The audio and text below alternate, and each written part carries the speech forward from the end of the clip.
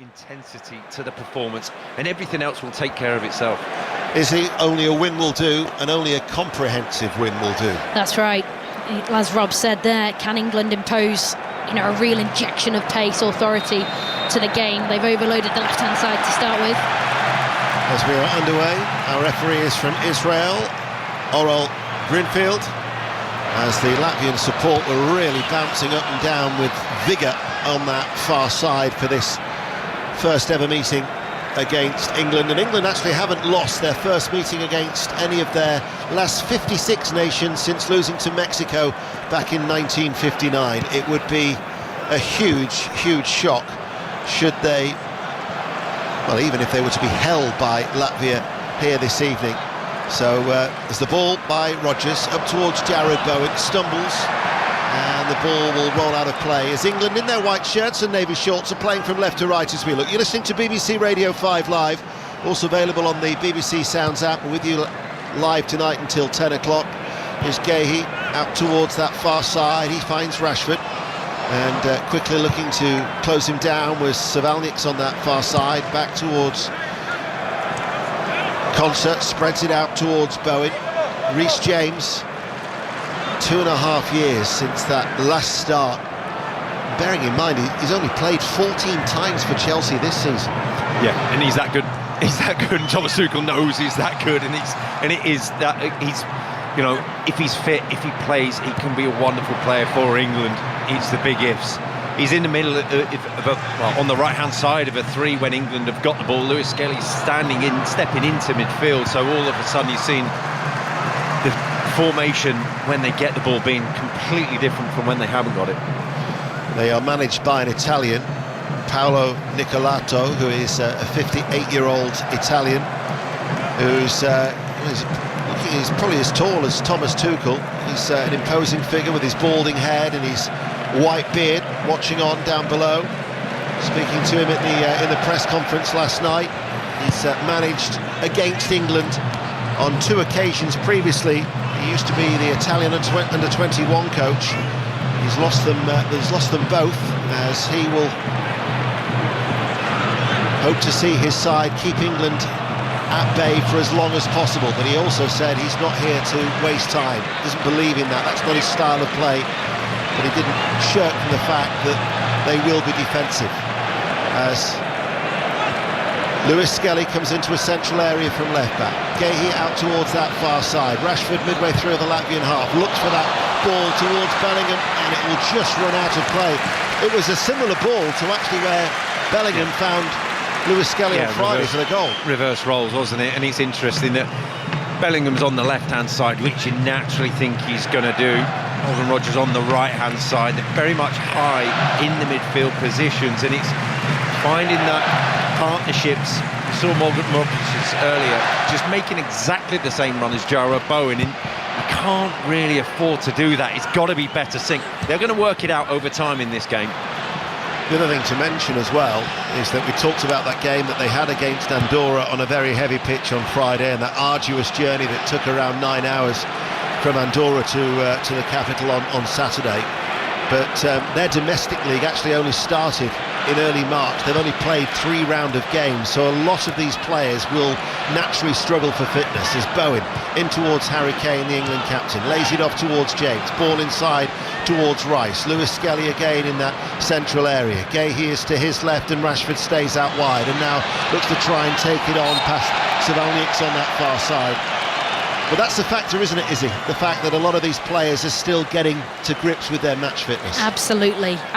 But we can just see that moment there.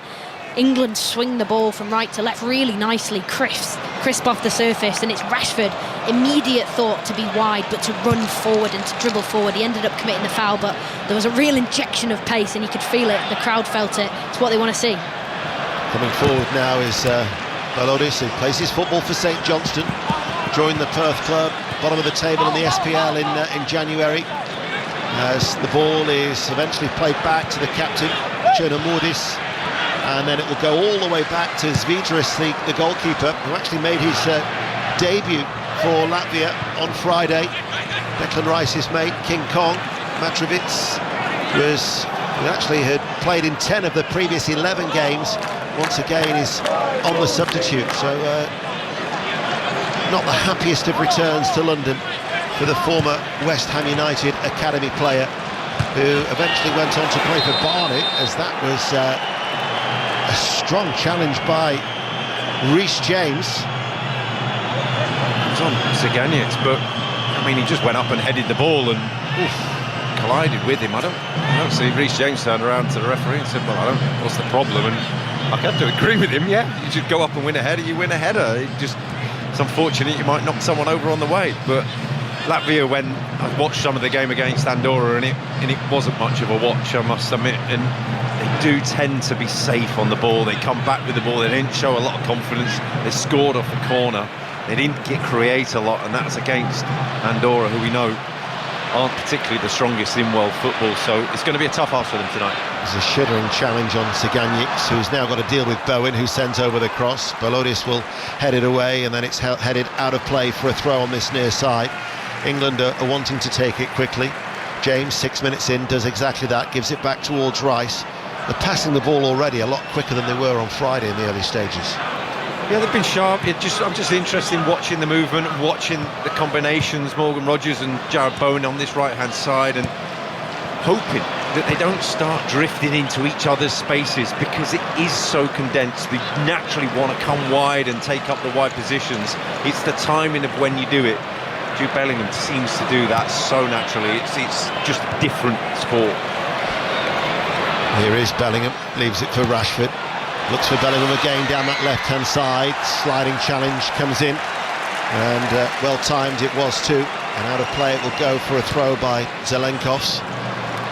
Back to Gehi, goes short and square. Rice lets it come across his body midway through the Latvian half, and then passes it behind James on the right-hand side, and it goes out for a throw to Latvia. So it remains 0-0, 7 minutes played. Goal at the Hawthorns, England's under-21s against Portugal. Chris Coles. It's gone to England's youngsters, scored by Hayden Hackney, a gift. Portugal losing possession on the edge of their own penalty area. Hackney, right foot into the bottom corner. England 1, Portugal 0 in this under-21 friendly. It was a very entertaining game against France on Friday. They lost that game though 5-3, but Lee Carsley back in the under-21 fold, of course, after his 6 games as an interim following the departure of Gareth Southgate. Bellingham to Lewis Skelly. Rice just touches the ball, and then Bellingham already heavily involved, out towards Bowen. Bowen runs, Ziganiec's back pedals, James then lifts it, and it's a heavy touch.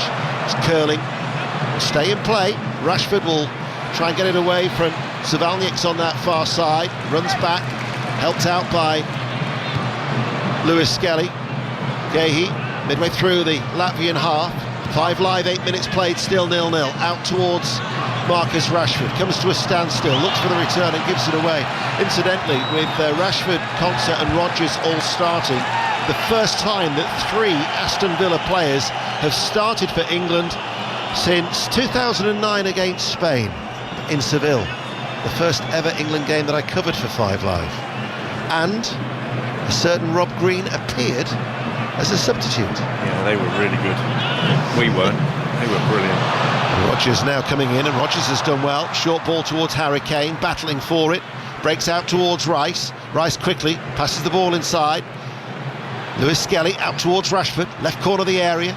Rashford pulls it back. This is Bellingham looking for a shooting opportunity, back out towards Rashford, early in. Rogers had made the run, it was scooped away by the Latvian defence, and England looked to try and win the ball back very, very quickly. This could be a long, long night for Latvia, Izzy. Just brilliant out of possession there from Gehi and Miles Lewis Skelly, just nibbling up the counter-attack that Latvia were trying to pursue. Trying to maintain that tempo, England. Bowen into the penalty area. This is Bellingham. Bellingham pulls it back. Rice with the first-time shot blocked. And it will now be an opportunity for Ziganiec to get it up towards Gudkovskis, the striker. He's going to be an isolated figure tonight. As now it's Rogers, drives forward. Inside, finds Bellingham. Takes it away from Safalievs. Then Bellingham just touches it short and square and then gets it back. But already he's been heavily involved, Bellingham, so many touches. He's everywhere. And he started off on the left-hand side and thought, well, I've had enough of this, and he's already started to drift over, and he's so interesting to see the position he takes up and how he dictates play. I'll be interested when England drive into the penalty area. It's coming out to Declan Rice, and he's the one with the time. I'm interested to see how long it takes Jude Bellingham to decide, no, it's me who's going to be there to take the shot on, or when it comes out, because that's the space. Here is Rodgers. That was a sharp turn. Rodgers to the edge of the area. Doesn't shoot, though. Passes the ball out towards Rashford. Rashford pulls it back. Bellingham hits it low.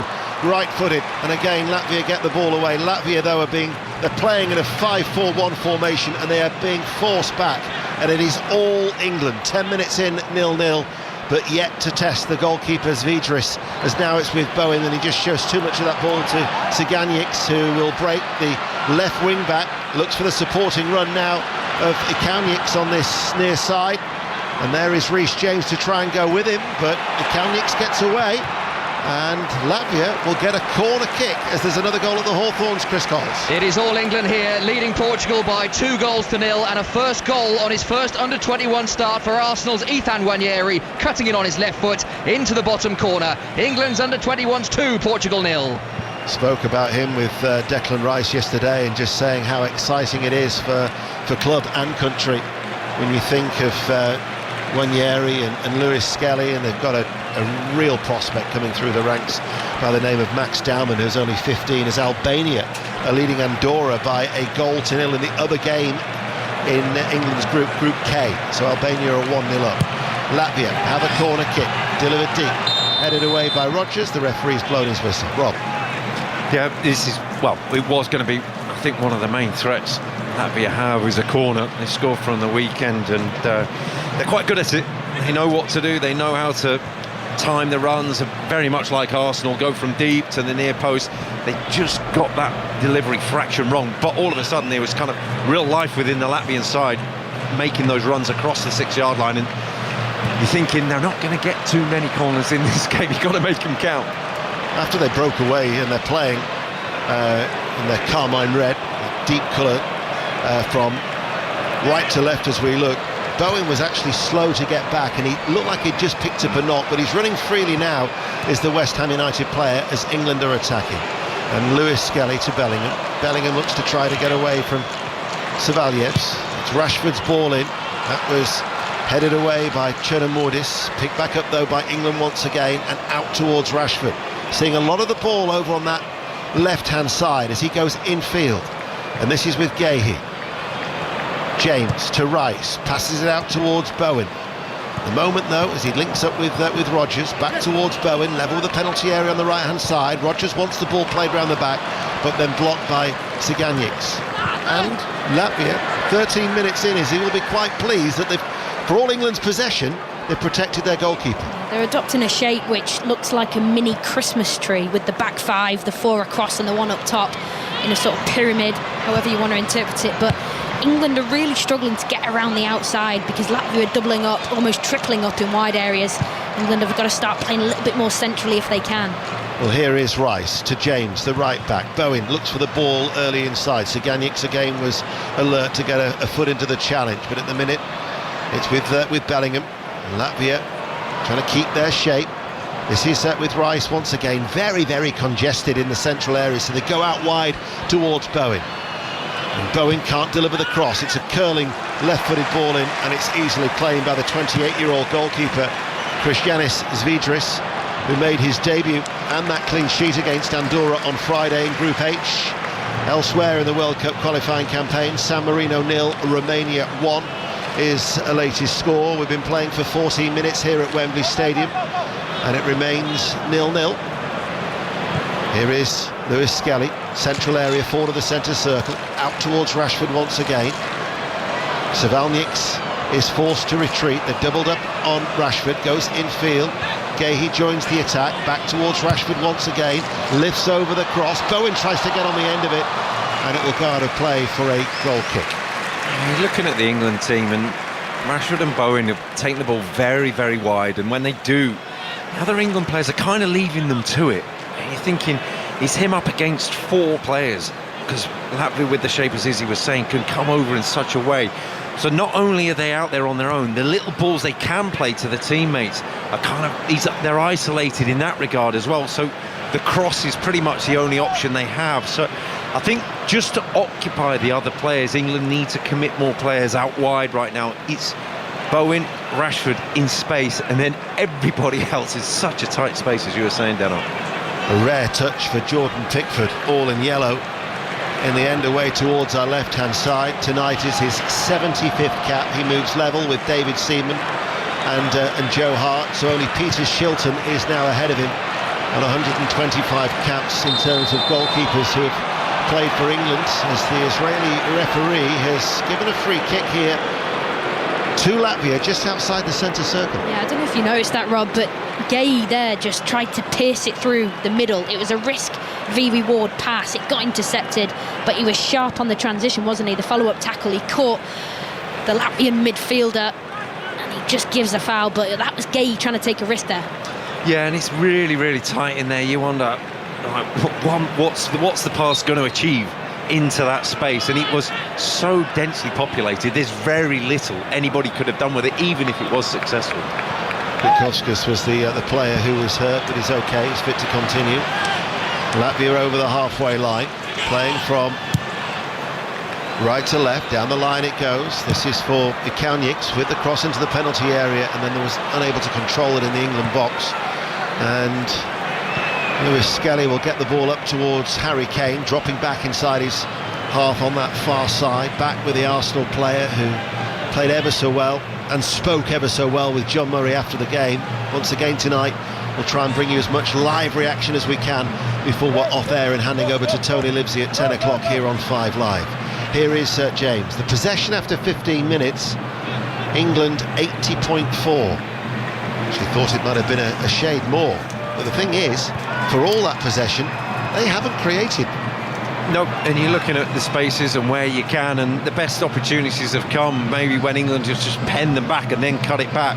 They haven't had the runners in behind yet. That's the interesting one that you're looking at. Morgan Rogers, and he's on the ball now, but he's driving from deep and he's playing with his back to goal a lot of the time, so you're just wondering whether one or two runs in behind, even if they don't come off, you just ask a different question.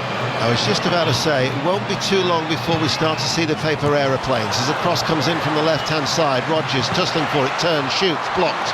Might fall towards Bowen, who hits it early, and he flashes that wide. And not only was I thinking that, but two paper aeroplanes have already landed on the playing surface here at Wembley Stadium. It was very amusing to hear John talk to Thomas Tuchel and ask him about the paper aeroplanes, and indeed have to explain the paper aeroplanes as to why they do it, as another one just floats down in front of our eye line from our commentary position. It basically means, Thomas, that the supporters need entertaining us. There's a mix-up at the back, and Gutowskis could be in here, and he's hit the side netting. Well, that was almost very embarrassing. Gahey and Pickford, ball was played forward by Savalniks. Gahey tried to hold him off. Pickford had come to the edge of his area, the angle was tight, he hit it early, and Gutowskis hits the side netting. Well, it's an open goal from a tight angle, and it's a gift. It's a mix-up that Pickford's made the right decision to come, but he's just communicated it a bit too late. Gay can't get out of the way. He's had to play it. It's a free shot. Very, very tight, but a real let-off. Having a little chat afterwards to say, try and talk it through. But between the two of them, they've given them the best chance of the game by far. The angle was tight. Should he have done better, though, is he? Yeah, I think he could have done. But Rob, do you think Pickford should have just stayed still there? Or do you think he did the right decision to come out? I think he can come. I think it's an easy one to come for. No penalty. Rashford goes down, the challenge by Savalniks. VAR would have a look at that. That is Zif Adler, who's the Israeli official. England are having a word. Harry Kane has told Declan Rice just to leave it. I'll instead have a word with the Israeli referee. Thomas Tuchel is complaining to the fourth official, and we'll see how long VAR look at that as to whether the throw-in can be taken quickly enough on that far side. And in fact, the fact that it's going to be taken means that they've already dismissed it. Yeah, he's dived, and he's anticipating the tackle. It never actually came. He's gone down, but never actually gone in to make the tackle. So it's one that you expect the modern day footballer to think, well, he's putting his body weight down, he's going to make the sliding tackle. He didn't. Anticipated the foul. He didn't win the ball, but he also didn't commit the tackle. Making heavy weather of this, England, for all their possession, struggling to create chances. Here is James, high off his chest. And just like Albania did on Friday, they're sitting in, and England are struggling to find that penetration. As Rashford, again, unable to get past Savalnik's on that far side. But 20 minutes in, and it remains England 0, Latvia 0. Here is Gahey, forward of the centre circle in the Latvia half, to Rodgers, lays it off towards James. Declan Rice wants the ball, instead it goes towards Lewis Skelly, rolls it out towards Bellingham. Bellingham now looks up. Bowen has come into a central area off the right, into the D. James, and again still playing in front of Latvia, as now Rodgers manages to get away from Zaganic. Rodgers with a teasing ball in, and a flying header by Balodis sees it behind for a corner kick. That was better. Yeah, movement off the ball. Jared Bowen creating a bit of space for Morgan Rodgers, and they have occupied each other's spaces quite a lot. All of a sudden he had a little bit of space to turn and run into, and the pace was different. The aggression with the ball was different. And all of a sudden England managed to create a little bit. Precious little so far. Indeed, 0-0. Rice to take the corner kick on this near side the right. This should be an outswinger. Latvia have got everybody in and around that penalty area. Rice taking his time, 21 minutes played. The left arm is held aloft. It'll be a right-footed corner kick. It's an outswinger, and a great save by the goalkeeper. The initial header by Bellingham was blocked, and then Christianis Vidris from close range with a wonderful reflex save, because it was just lashed goalwards. It was Konsa who hit it. What a save by Vidris. That's incredible. Oh, the first save, the first block was from a header that he's really got to score. The second one was a goal, up until a wonderful save. Another corner kick, and the header on this occasion is over the top by Bellingham, and he shows his disgust at kicking the ground as there's a goal at the Hawthorns. Chris Coles. And Portugal are back in it. England 2, Portugal 1. A tap in on the line from Wolves loanee Fabio Silva, being heartily booed by the predominantly West Brom crowd here at the Hawthorns, but he couldn't miss from just under the crossbar. England 2, Portugal 1 in this under-21 friendly. Manai has got a second goal for Albania. They lead Andorra now by 2-0, but we are midway through the first half. You're listening to BBC Radio 5 Live, and it's England 0, Latvia 0. John Murray. Thanks, Ian. Yeah, the double chance there for England. The initial header from Bellingham actually hit Rashford, who was standing in the 6-yard box, but then the follow-up from Konsa, he absolutely leathered it, and somehow Zviedris, the Latvian goalkeeper, just his second cap, was able to deflect it up and over the top of the crossbar. Well, it's all about positioning goalkeeping, and he was just in the right position, because that hit him so hard. He wouldn't have known anything about it. It hit him in the chest, and then on the rebound out, he's parried it over, and none of that was meant, but it equated to a brilliant save. As they say, Rob, either side of him, and that would be Konsa off the mark and England off the mark. But it is 0-0, and already by this time on Friday night, Miles Lewis-Skelly had scored, but still 0-0. But England on the attack. They cross from James, and the header from Kane, 7 yards out. There was a defender jumping in front of him, and it was a sort of stunned header from Kane over the top by, a couple of feet. Yeah, you're thinking, he's got to do better. From the principle of it's Harry Kane, 6-7 yards out. But it's Jenna Morades who's actually backpedaling in front of him and just put him off a fraction. But more and more from England now. Again, that bit of space down the right-hand side, they're slowly working it out. Jared Bowen saying, well, I'm going to drift inside again. This time it was Reece James down the right. Another really good opportunity. So here we are at Wembley, 5 Live from the BBC. Listen as well if you're on the move on BBC Sounds.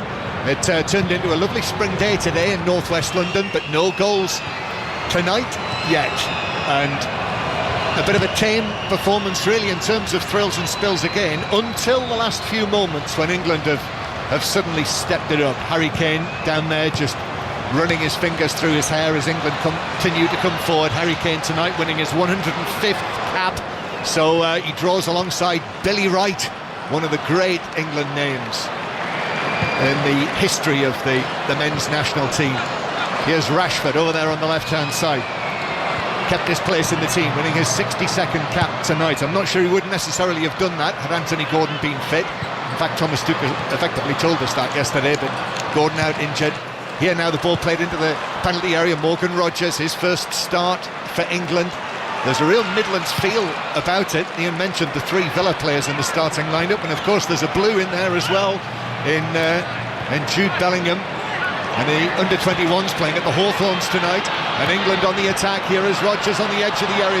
Just stumbles as the challenge came in from Savelyev on the edge of his own penalty area. And Latvia are able to clear it away.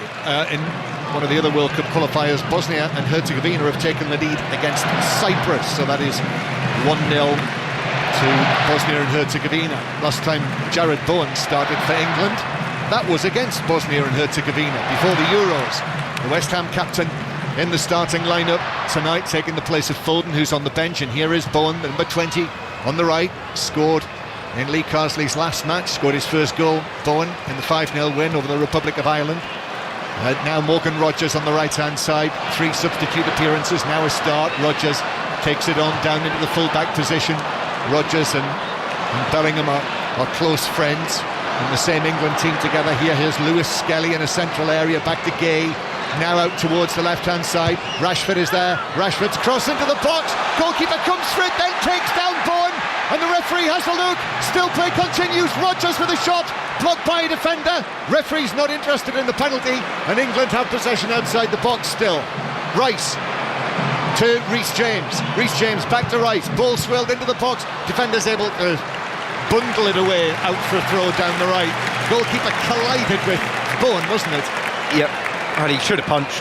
It was a clear ball, and he's got his time to come for it and pick his moment, and he could see the bodies in front of him, and it was obviously one that he was going to collide. He knew he was going to collide. He was confident in the catch, but realistically there's no foul whatsoever. You've got to punch that clear. And the question is, when he then tried to gather the ball, I'm not sure he got anything on it, and we've got a stoppage. The referee has said to Reece James, don't take the throw yet. And goalkeeper Sviedris dives at Bowen, trying to get the ball. Would you think, you two? Well, Rob Green's just passed over to me there. No, I'm just joking. It's Bowen lingering around, and the follow through from the goalkeeper. He sort of parried Bowen, sort of rugby tackled him, if you like. He's taken his feet away, but it's just whether there's enough contact to Bowen to stop him. Is it a goal scoring opportunity? Not sure. No, referee's continuing to say hang on, they're still looking at it. Yeah, my initial interpretation was if Jaron Bowen had played the ball, you're saying yes, okay, it's a clear case for a penalty, but he just happens to be around there and doesn't really play the ball. It hits him. I don't think that there's enough in it, but it's taken that length of time now that realistically you're thinking that probably it's long enough to say they're going to ask him to go over to the screen. There is an angle there where he dives under the ball and captures Bowen. Yeah. And still the 4th official, wherever he is, the VAR official, Ziv Adler, in the end has decided, no, there's not enough there. Clear and obvious, no. So play continues and it remains 0-0. And the throw-in is taken by England and it bounces off the defender. Midfielder actually back in his own box, Savelyev, and it's a corner to England from the right. Yeah, there's a horrible feeling when you drop across as a keeper. It's nearly as bad as giving away a penalty like that, but I think just about the right decision in the end. With, like I say, if Jared Bowen had made a clear play of the ball, I think then it would have been a penalty. 0-0, England 0, Latvia 0. And tomorrow night we'll have commentary on North Macedonia against Wales. That'll be on Sports Extra tomorrow night, by the way, in Craig Bellamy's next World Cup qualifier. So Sports Extra on your digital radio, BBC Sounds for that tomorrow night. But a corner, Declan Rice waiting to take it with his famous set-piece delivery. No Dan Burn tonight, though. Not yet, anyway, he's on the bench. So the right-footed delivery from Rice to the near post. It's gone a long way and it's kneed away at the back post by Ikaunic. Out to the far side, Rashford jumps for it. England continue to press as they play from left to right as we look. Miles Lewis-Skelly back to Rashford in the full-back position. Rashford into the box, beats a man twice, drives it across and it hits one of the defenders. There were 3 of them there at the near post. I think it's the captain Giannomodis, it came off in the end, and it's a corner to England from the left. Yeah, corners are proving a real threat. This time it was Harry Kane, and he's appealing for a penalty to say my shirt was pulled, and you're wondering why he didn't make contact at the near post, because he was free, he was away, and you're thinking, go on, just finish it off. Didn't quite make the contact, and then there's a really good bit of skill from Rashford.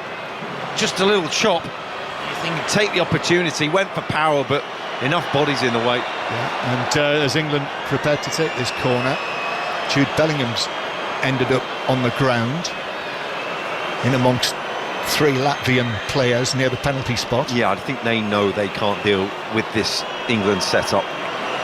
Corner then for England from the left. Away over there on the far side, Declan Rice with the 2,000 Latvian supporters in their section behind him. Rice, it's a high one, this to the back post, and the goalkeeper's caught it. Sviedris, backpedaling away, was able to, with a little juggle, hold it comfortably in the end. Nice little confidence builder for the keeper. But again, England's runners were free there. They've got four waiting around the penalty area, and Latvia just haven't really worked out how to deal with the movement. We look back to when England in the World Cups that they've had, where they've had real impact from the set pieces. We saw on Friday again going back to that real impact with Dan Burn, and again tonight probably the best chances of the night have come from corners. Yep, Poland are winning in their qualifier tonight, 1-0 against Malta. Swiderski with the goal for Poland. That's in the Netherlands group, but they were involved in the Nations League matches in this international window as Konza is fouled, and it's a free kick to England. Those international matches last night in the Nations League were real thrillers. England now with Rashford down into the full-back position, getting away from the defender, into the box, takes it to the byline, works it across, and goalkeeper Sviedris was in the right place to block it back. Not out of play yet though, so England continue to surge forward.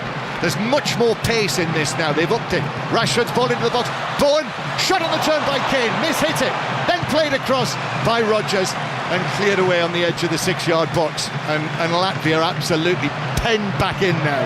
Stretched, really stretched. They attacked momentarily and left space in behind, and Rashford made that run for the halfway line. Electric. Just outside the D, Kane with a touch, Bellingham challenge, no free kick. Still they can't clear it away, so Miles Lewis-Skelly back to Rashford over there on the left-hand side. Rashford approaching the corner of the box, a little flick from Bellingham, but that took it wide of the near post from 12-13 yards out. And now the opportunities are coming for England, but the goal won't come yet, is it? No, that's it. But interestingly, the last little 5 minutes we've just had where England have sort of upped the intensity has come from Latvia actually having the ball, and I think there's a piece in Tuchel actually saying to the players, let them have the ball for a little bit, get them into a false sense of security, and then bang, the gaps will open up, because they've struggled to break down the block as of yet. Great scene on the far side where the Latvia fans are all jumping up and down together, bouncing around in their section. This is real football history for this Latvia senior men's international side. The first meeting between these countries at this level, and we can actually see as well the other Latvia supporters in Wembley Stadium, because they're doing the same wherever they are, and there's about 4 or 5 of them just down in front of us who are jumping up and down in their places. Got their own little party going on down below us, but you just feel that maybe Latvia, as he was saying, is attacking but also tiring a little bit after half an hour. They had the game, the battle against Andorra, that tight game, heavy conditions, and now you're feeling the pace. Yes, they had the drive down from the Pyrenees as well. I've done that. As the ball's played into, and Bowen was actually caught late, so that's a free kick to England on the right-hand side. Yes, they were in Andorra La Vella, playing in front of 950-something people on Friday night on that very heavy pitch, and then they got on the team bus. It was a winding journey. Have you done that, Rob, back from Andorra? Yeah, it's not for the faint-hearted. It's not.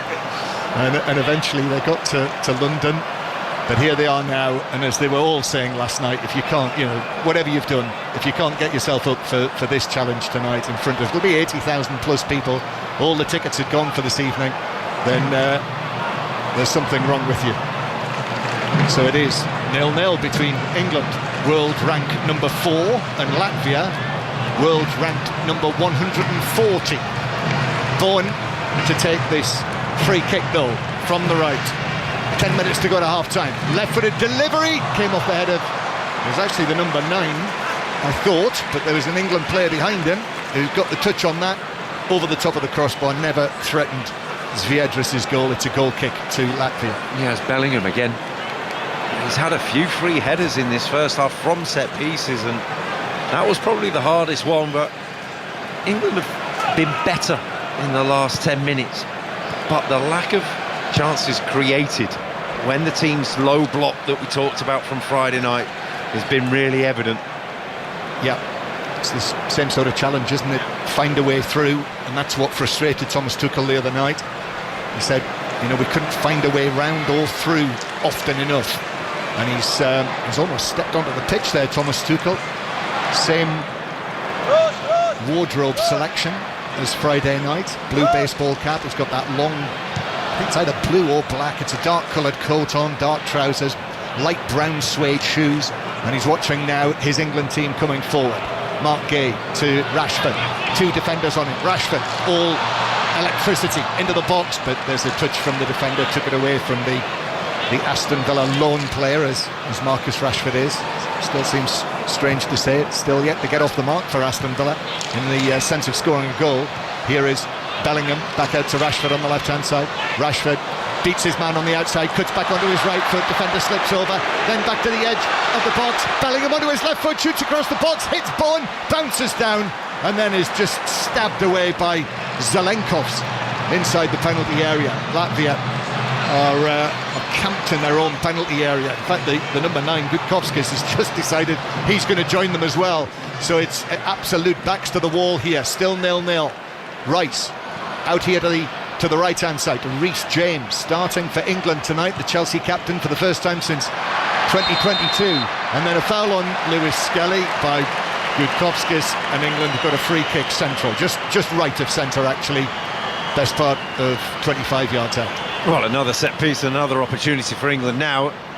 Moments before, you're thinking Jude Bellingham had the time and space what you've been waiting for in the penalty area, created it himself, and the stadium waited.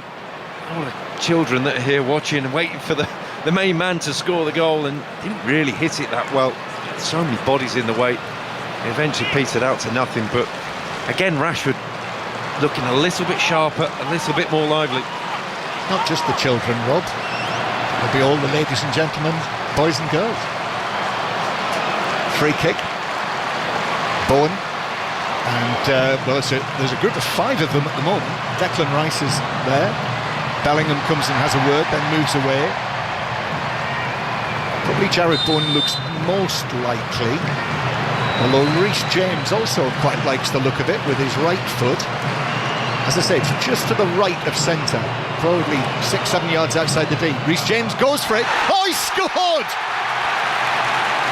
Wonderful free kick, up round the top of the wall, into the top corner, and on his return to the England starting lineup, the Chelsea captain, Reece James, scores his first goal for England on his 18th appearance. And my goodness, the reaction from him was as cool as can be. He just stood there and waited for his teammates to acclaim him. England 1, Latvia 0, and the goal comes in the 38th minute. Well, there's no celebration whatsoever, but it is perfect. You're thinking from that distance, you've got to get it, you've got to nail it, you've got to get the power, you've got to get the accuracy, the curve. You've got to get it just spot on, and he has. He's just got it nailed to a T. It is picture perfect. It's hit the spider's web in the corner of the goal. Oh, it's utterly beautiful. Watching that curl into the net, it whistles past the post. The reaction from Thomas Tuchel, he's absolutely loving it. Reece James, he knows the quality that he's got, and he just stands there and waits to receive the applause from his teammates. That was brilliant. Yes, the proverbial postage stamp, and the bend on it as well. There was quite a whip on that. I mean, that must have moved by how much? He's talking feet, yeah, a couple of feet, but Zviedris in the goal, you're thinking he didn't dive, but if he hadn't dived, he's just waving that in. Yes, up where the owl sleeps was the other phrase. as we found on the Commentator's View podcast, the great glossary of football commentary. Someone sent an email in from South America and said, in South America, that's what they say. If you put it into the corner like that, it's up where the owl sleeps. Oh, well, the spider's web is a Czech Republic thing from Ludek Miklosko, my old coach, yeah. That's the one we'll discuss that on Friday. So England 1-0 up, finally opening the scoring. Rashford coming forward down the left, deep cross to the back post. And that's just seen behind, in fact, it had already gone out. And it is a goal kick. So 1-0 England lead. Just on that subject, by the way, I was talking to the Albanians here before the game on Friday, and they came up with the word that I'd not heard before, which was vitrina. And I'll tell you in a moment what it means, because I asked for the Latvian equivalent today, and the same thing applies for them. And what in Albanian is vitrina is vekala laukas in Latvian. And that is in the shop window. The Albanians felt they were in the shop window playing at Wembley against England, and the Latvians feel the same way. England, free kick through the middle, stabbed back towards Miles Lewis-Skelly, and here is the goal scorer, the unlikely goal scorer, Reece James, finds its way through Lewis-Skelly to Rashford. Lewis-Skelly's made one of those runs again into the penalty area, then plays it back. Rashford with a shot miss, hits it. Rodgers' effort, that's blocked on the edge at the 6-yard box, and Latvia just about survive. They're queuing up. There's about 10 players just camped about 8 yards out. Bellingham just outside the D, but just leaned back, and actually as he did so, he fouled the Latvian player on the edge of the D, and it's a free kick. And whether they're in the Vekala Loax or not, they're finding this this is a real stretch for them now, but still just the one goal, and actually Bellingham's been yellow carded for that. Now that could be costly, couldn't it? Yeah, it's just an error. He just changed his mind because he thought he's going to lay a through ball through because someone would be tight behind him, then there wasn't, and he turned and thought, well, actually I've got time and space, and he changed his mind and then went stretching for the ball and stamped on the ankle. But yeah, as Jude Bellingham does, is still carrying on the conversation with the referee. That's a yellow card, and obviously that could build towards a suspension. Well, he's got to be careful first of all in this match, first and foremost. But when there are sterner tests to come in this group, that obviously England as the team that came out of pot one with the strength of the opposition. Although I did note Serbia's win last night, good win in the Nations League, 2-0 in Belgrade against Austria to win that Nations League playoff, so they stay in the top tier of the Nations League. Belgrade, that will not be straightforward. As Latvia, for once, Rob, we're looking to our left. Latvia had the ball briefly inside the England half. Yeah, they made runners quickly enough. As I was saying before, they're very safe. They've come straight back into their own half and they're under pressure again. But they're playing the ball nicely and forward, and the Kauniaks. Now the cross in from the left-hand side from Zelenkovs, and then a strong challenge, but however, shot from distance is straight at Pickford. The effort coming in from Zelenkovs, but it was close enough to Pickford, who was able to pat it down and save it, but nevertheless, that's an effort on target from Latvia. He just slipped in the build-up to the opportunity and then had to lunge into a tackle, and they got a few bodies forward that time, Latvia. You're looking at 3-4 in the England half. Janssens it was, actually, with the shot from just outside the D. But Pickford dealt with it. Yeah, a little nick on it, and had a little bit dip on it, and so needed 2 stabs for Jordan Pickford. But England, whenever they're pressing, are prefacing with the confidence that they know it's not going to hurt them in behind, and so there's not really that threat, that jeopardy. Half-time approaching, just the 1 goal so far, so 2 on Friday night against Albania, just the 1 so far. But what a goal, what a free kick from Reece James. Here's Bowen on the right-hand side, Bowen into the penalty area, back onto his left foot, shoots, but that's blocked by one of the many Latvian defenders inside their own penalty area. Then Konsa dives into the challenge on Gudkovskis. Rice is playing it out to the left-hand side, comes back in, 25 yards out. Bellingham plays it short. Lewis Skelly back to Mark Gay. Gay coming into the England team for the first time under Thomas Tuchel. James with a cross into the penalty area. That was cleared away by a sliding Cherno Mordis, and Latvia in the end, as the ball bounces out of play near the halfway line, that is given as an England throw. And Konza is actually tangled there with Gutkovskis. The two of them slid together off the pitch just in front of the Latvia coach Paolo Nicolato, and Konza looks as though he's done something. He's just rolled back onto the pitch. It was one of those awkward ones, wasn't it, Rod? Yeah, you're looking at a player who's sliding off the pitch, off the grass, onto the 4G AstroTurf, which is barely a yard off the pitch, and sliding onto that, and then I don't know whether the pressure onto him from the other bodies, just tangle of his ankle or something. It's seemingly in that initial contact, wasn't it? I think Gutkovskis just stepped on the back of his left ankle as he slid off the pitch, which will be a painful one. We're into added time at the end of the first half. England 1-0 up, but there is concern here for Ezri Konsa, and obviously concern for Aston Villa. FA Cup tie on Sunday, you'll hear that on 5 Live. 5 Live, the place to follow those FA Cup quarter-finals this weekend. That's Sunday morning, but obviously as well for Aston Villa, the Champions League quarter-final against Paris Saint-Germain, not too far away. Konsa, very, very important part of Unai Emery's plans. I think he's all right. Oh, he needs to be for that one. He's got some running to do with that front three for PSG. Yes, looking forward to that.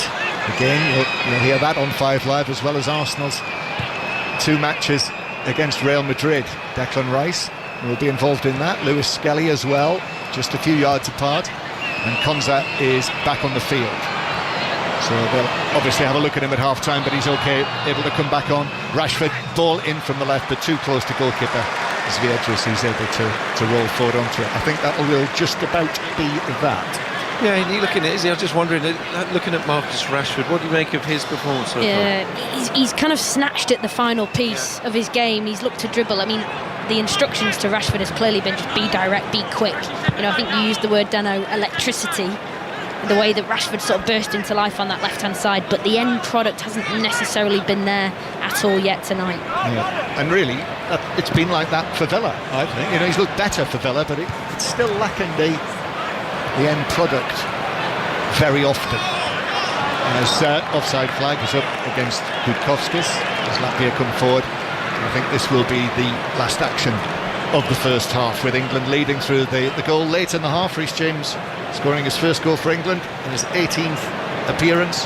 Has got a couple of goals for Chelsea this season, but I think it's worked well for Reece James that Thomas Tuchel is the manager of England now, knowing him very well. Well, it's worked well for Thomas Tuchel in this first half that Reece James has played as well, because it's been the one moment of pure quality. Bowen gets the ball down, that's quality. Into the box now, congested penalty area.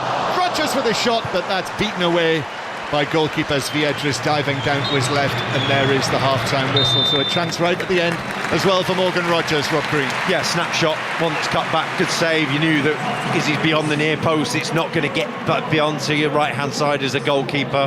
He's made one of incredible save to keep it at 1-0.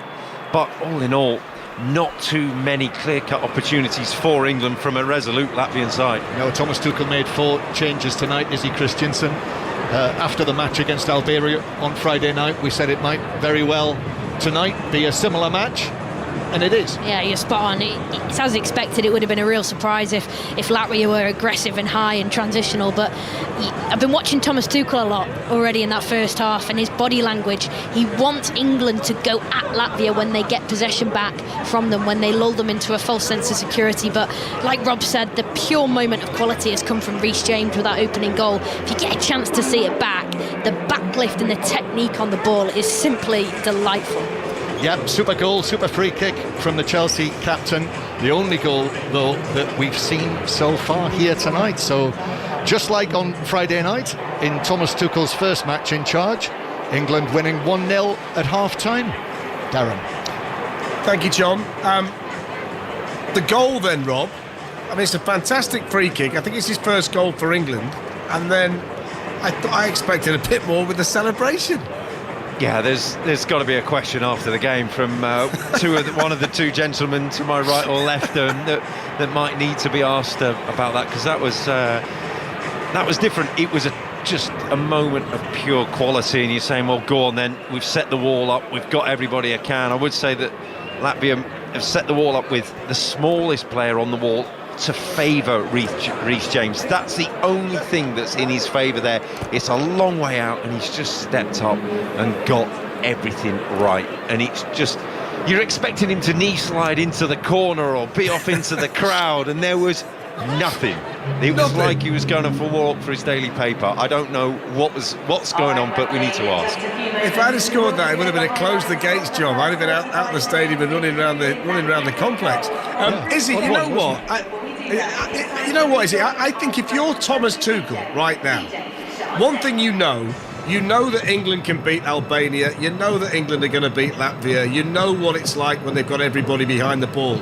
He must be desperate, to play a decent team so he can look at the way this team's going to work under pressure, certain situations, see how they manage it. I don't actually know what he's actually finding out from these games at all. Absolutely spot on, Darren. I couldn't have said it better myself. And Tuchel, I don't know if you've seen any of his body language in the technical area, but he is oozing exactly what you've just said there. He wants to be playing against a team that's going to press them high.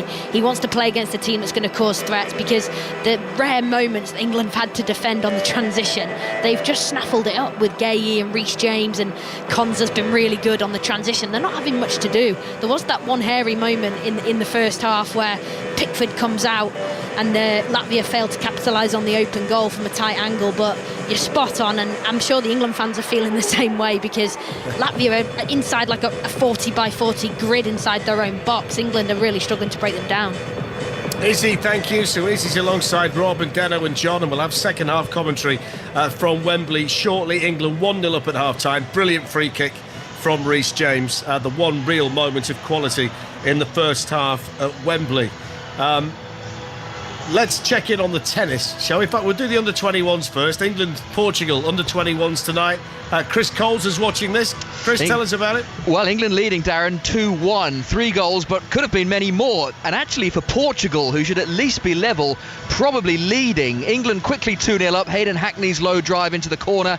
Ethan Wanyeri's fine finish after quick feet on the edge of the box. The sort of goal you feel will become his signature. But Portugal back in it through Fabio Silva's tap in on the line. And the visitors have had the better chances. James Beadle in the England goal having to make several excellent saves. And when he was beaten, the post coming to England's aid. So Lee Carsley's side in front, but not convincing in this under-21 friendly. England 2, Portugal 1. So a running theme tonight. Both England teams ahead. Both of them, we think, could do better. Second half to come from Wembley shortly. But Emma Raducanu's been in fourth round action at the Miami Open. How did she get on then, Russell Fuller? She is a winner in Miami, Darren, and she is now chartering territory. She has not done so since she won the US Open in 2021. The win over Amanda Anisimova, the 17th seed, 6-1, 6-3 in Miami, takes her into the quarterfinals of this WTA 1000 event, which is the highest tier of tournament outside of the Grand Slams. And it's also the first time she's won 4 matches in a row at the same tournament since winning the title in New York as a teenager. Anisimova was hindered a little bit by a wrist injury. She also had a late finish last night, but she was totally outplayed by Raducanu, who was serving superbly, returning aggressively, and also a very clever use of the slice to take the pace off the ball, and that sometimes confounds the bigger hitters. She's now waiting to find out who she'll play in the last 8 on Wednesday. That will either be Marta Kostyuk of Ukraine or the world number 4 Jessica Pegula. OK, so she has no coach. That's no problem. What she had to say after the match, Russell, I'm led to believe she's had some interesting comments. Well, I think she definitely does need a coach and somebody who can work with her on a consistent basis. But it is interesting, as you say, Darren, that she's not had anybody in that role since Nick Cavaday stood down for health reasons in January after the Australian Open. A brief trial with Vladimir Platonik ended by Raducanu on the eve of her first match at the Miami Open, because I just think they felt that relationship wasn't one worth investing in. So here, with Jane O'Donoghue, former player and a coach at the LTA who now works in finance, but happened to be in Miami and stepped in. They're good friends and she's a very experienced coach. And also Mark Petchey, former player who coached Andy Murray and also worked with Raducanu for a while when they were training during the pandemic. And she's just been telling Sky Sports how she feels that she has some really good people around her this week who she trusts and who she can have fun with off the court as well as on it, and feels that she's therefore able to be truly authentic and be herself and be creative, and the results are following. Russell, thank you. So Emma Raducanu through. England 1-0 up at Wembley thanks to a Reece James goal. We're going to reflect on Scotland's defeat last night with Ailey Barber in a couple of minutes, and we've got second half commentary to come from the team at Wembley. England 1, Latvia 0 at half time. That's all to come on 5 Live Sport after the latest news, and that's with Jill McKenzie. The voice of the UK. This is BBC Radio 5 Live. Thousands of people have again gathered in Istanbul for a 6th day of protests after the city's mayor was arrested last week on corruption charges. Ekrem İmamoğlu is the main political rival of Turkey's President Erdogan. So far, more than 1,100 people have been arrested during the demonstrations. Our senior international correspondent Erla Göring is in Istanbul. You can still get the smell of the tear gas that was fired yesterday. Many of those who've gathered here now are young. Many are students. Several of them told us they've come here to defend democracy, human rights and freedom. They say all of these are under attack and have been under attack since President Recep Tayyip Erdogan came to power. Ukraine's accused Russia of engaging in hollow peace talks after a fresh strike on the city of Sumy left at least 80 people injured. The UK ambassador to Ukraine, Martin Harris, condemned the attack and said the cruelty should stop. US and Russian officials have been meeting in Saudi Arabia to try to agree a partial ceasefire in Ukraine. The United Nations says it'll reduce its footprint in Gaza because of Israel's ongoing deadly strikes. In the last few days, several members of the organisation have been killed, bringing the total deaths of UN workers in Gaza to 284. Israel's expanded its military operation and is not allowing humanitarian aid into the territory. The company that owns Facebook and Instagram is considering introducing ad-free subscriptions in the UK. People paying for their accounts wouldn't have their data tracked. Meta already does subscriptions in Europe, costing around £5 a month. Will Guyat is a technology journalist. It's a really interesting scenario we find ourselves in because people are getting increasingly unhappy with handing over their personal data to tech companies because they then sell advertising, but they're equally reluctant to pay for services. And Netflix has topped the 7-day TV viewing charts for the first time with its drama Adolescence. Official figures show the first episode was watched almost 6.5 million times in a week. We're Liverpool, and Liverpool's ours. On BBC iPlayer. Now, if it gets out, we've got a hole in our supply lines. We'll have every flavour of mafia. Brand new drama. Is life good? Life's good with you. Why don't we just walk away? You and me. Even if I walk away, I'm still a target.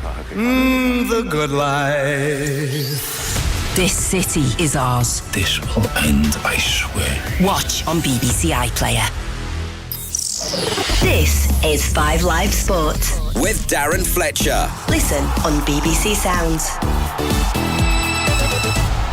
So back to Wembley shortly, where England lead Latvia by 1-0. Reece James of Chelsea with the only goal of the first half. But we're going to talk about Scotland before we go back, after John McGinn described the Nations League defeat to Greece last night as embarrassing. Greece overturned a 1-0 deficit from the first leg with a 3-0 win at Hampden Park, relegating the Scots to the second tier of the competition. Ailey Barber was at the game for 5 Live last night and joins us now. Good evening, Ailey. Evening, Darren. So the dust is starting to settle on this Scotland defeat last night. I mean, it's a pretty strong words from John McGinn in the wake of it. Yeah, he certainly was very harsh with his words. Steve Clarke preferred to call it a bump in the road. But I think the biggest disappointment was obviously the nature of the defeat, the performance, because the win out in Greece was such a good result. The Scotland fans all thought with these 3 wins in a row against good nations as well, Croatia and Poland, and then the win out in Greece, Could the tide have turned? Scotland had been through a terrible run of results, and it looked like maybe all that they'd learned against these big nations, playing the likes of the Netherlands and England and France, their experiences in the Euros, perhaps this Scotland team had learned something from it, and this was the tide turning, and we could show that they are a team that can compete up in the top tier of the Nations League. But it was, as John McGinn says, it was a dreadful performance from start to finish. The Scotland fans made their thoughts heard at the half-time whistle, and those that were left at the full-time whistle made sure that Steve Clarke knew they were not happy with what they'd watched. And Steve Clarke said himself he has some regrets, certainly, not changing the team more from Thursday going into Sunday. Should he have gone to the back three, given Andy Robertson maybe a little bit more protection defensively against Greece's 17-year-old wonder kid Konstantinos Karetsas, who absolutely tore Scotland apart in the second half when he came on out in Greece and was sublime again last night, setting one of the goals up and scoring himself. So some big, a lot to look back on, I think, from Steve Clarke and the players, because that is a performance that certainly puts a lot of doubts into the minds of the fans, if not the players, that the World Cup is not going to be achieved on performances like that. This is a relatively old team. I think the team they put out last night was the second oldest named in the Nation League this season, over 30 years of age as an average age. Steve Clarke's been there for a while, 2 major tournaments. Scotland have qualified for the last 2 Euros. Is this a case of Steve Clarke regenerating the squad? Has this current group of players maxed out its cycle? And on the back of that, and I don't want to kind of dilute what Steve's done, because to get Scotland to 2 major tournaments is a great achievement, is the feeling still that if they do decide to kind of start again and look at what the next version of Scotland looks like, that he's the right person to do that with? Well, his contract is until the end of the World Cup qualifiers, the World Cup if Scotland qualify for it. I'm not sure whether they qualify and do well in that he will stay beyond that period anyway. It is a real transitional period for Scotland. You look at, like you say, some of the players, well, I mean, Grant Hanley, Andy Robertson, John McGinn, Scott McTominay, these guys are coming to later stages of their career. They've played a lot of football. I think the interesting or the difficult thing for Steve Clarke is, how do you build a squad that has depth? Because players were tired. You could see it during the game last night. Players were tired from going from Thursday to Sunday. Greece made 6 changes from their team that started on Thursday night going to Hampden last night, and a lot of them were young, they were energetic. And if you compare, I mean, it's unfair to compare Karetsas as a 17-year-old to some of the Scotland youngsters because he is a very special talent. But you look at some of the young players on the bench, Max Johnston, who came on, James Wilson, who made his Scotland debut last night in the latter stages. These guys are young, but they're not quite at that level yet, and he has to find a balance between bringing in young players, but young players who might be ready, and then also having the players who are experienced. But there have been accusations thrown at Steve Clarke that he is a little bit too reliant on players. Scott McKenna is playing in La Liga every single weekend, didn't make an appearance at all over the 2 legs. Grant Hanley, who's not playing for his club in the third tier of English football, starts both games. So there are question marks over some of the personnel and some of the decisions that Steve Clarke made over the 2 legs. But there is a real concern, I think, with how this transitional period will go and where the youth and the talent is coming within the Scottish football setup. Ailey, thank you. That's Ailey Barber giving us her opinion and breaking down that defeat for Scotland last night, which means they're going to be relegated to the tier below in the Nations League. Ewan Murray said in The Guardian this morning, it carries a bit of weight. He said relegation to the second tier of the Nations League is no disaster for Scotland. Indeed, it may be their natural habitat. They finished 3rd in the Nations League group with Portugal, Croatia and Poland. But certainly, looking at the games they've got coming up, friendly matches against Iceland and Liechtenstein in June, and then they've got the World Cup qualifiers to come, it feels like an important period for Scotland Scotland. A couple of lines to give you before we head back to Wembley. England's Richard Wigglesworth and Ireland's Simon Easterby are expected to be part of the British and Irish Lions coaching staff for the tour of Australia. Lions boss Andy Farrell's going to confirm his coaching team on Wednesday. And Holly Doyle's become only the second female jockey to win 1,000 races in Britain. She won aboard Handle with Care, which was trained by Marco Botti at Lingfield this afternoon. So the players are out for the second half at Wembley. Let's hand you back to your commentary team. Izzy Christensen and Rob Green are with Ian Dennis. Yep, thank you, Darren. Just underway, and Latvia trailing by 1-0, get the match restarted in their carmine red and orange shirts and white shorts. And they are playing from left to right, and they have Zvidris in goal, Balodis, Chernomordis, Yakovskis as the back three, Savalniks and Siganyks are the wing backs, right and left respectively, and then in midfield Savalievs, Janzems, Kanyks, Zelenkovs, and the lone striker Gudkovskis. England are on the attack. This is Harry Kane, edge of the area, flicks the ball back towards Rice. Lewis Skelly, neither side has made a change. That means Ezri Konsa is fit enough to continue for England. I'll run through the England side in a moment, but Jared Bowen, who's actually popped up on the left-hand side, so that's the immediate switch, that Bowen started on the left and Rashford on the right, with Pickford in goal, James the goal scorer, and what a goal it was too, his first for his country. Konsa, Gahey and Lewis Skelly, Bellingham, Rice and Rodgers, Bowen, Kane and Rashford. But there's been a switch to the flanks in that attacking trio. Rob. Yep, very much so. And you're thinking in that first half, when they did come inside, there wasn't really a lot on for them. When Rashford went wide, he created options, but didn't have the quality on his left foot. Jared Bowen didn't have enough when he stepped inside. He didn't have the opportunities. So a switch, a change. Lewis Skelly just tried to play a little short ball in towards Bellingham, who'd shuffled the ball on the inside. He actually applauds and puts the thumbs up to Lewis Skelly, who's is great at getting into those areas, isn't he? It's fantastic. You know, he's neat and tidy on the ball. He fizzes the ball across the grass. He sends a message. And it was roles reversal then. It was him, Lewis Skelly, feeding Bellingham, who'd made the forward run, similar to what we saw the other way round on Friday night for the goal. Here is Rice. Harry Kane drops deep, right side of the centre circle. His forward ball is cut out by Yakovskis, who once had a season at Dundalk about 4 years ago, where he made 41 appearances. It was his 50th cap actually against Andorra on Friday night. Lewis Skelly central area, midway through the Latvian half. Bellingham goes square. Rice plays the ball out towards that far side. Rashford now coming in into the right-hand side of the penalty area. Low ball, flying header away, but unable to release Gudkovskis as England get it back once again. And just trying to keep that tempo high as they look for a second goal. The one from James was an absolute gem. Here is Bellingham once more. Going towards him was Zelenkovs. The ball passed out wide. Still playing in front of that Latvian defence as it's easily cleared. That's where, I mean, for the first quarter of the game, they really did struggle to get in and behind that Latvian team. Yeah, I think that's why they've switched to two wingers. But then now it's kind of, because you've got the angles different, because the player naturally wants to take it on his outside foot. But also it eliminates the opportunity to run in beyond them. It's from the fullbacks as well. So Lewis Skelly's not going to make any runs in behind. You're looking for someone else to do it. And then Marcus Rashford's very high and wide, so getting in behind and around him is going to be very difficult. So it creates, yes, when they get it on their stronger foot, it's better for crossing. But you're not going to have those runners on beyond.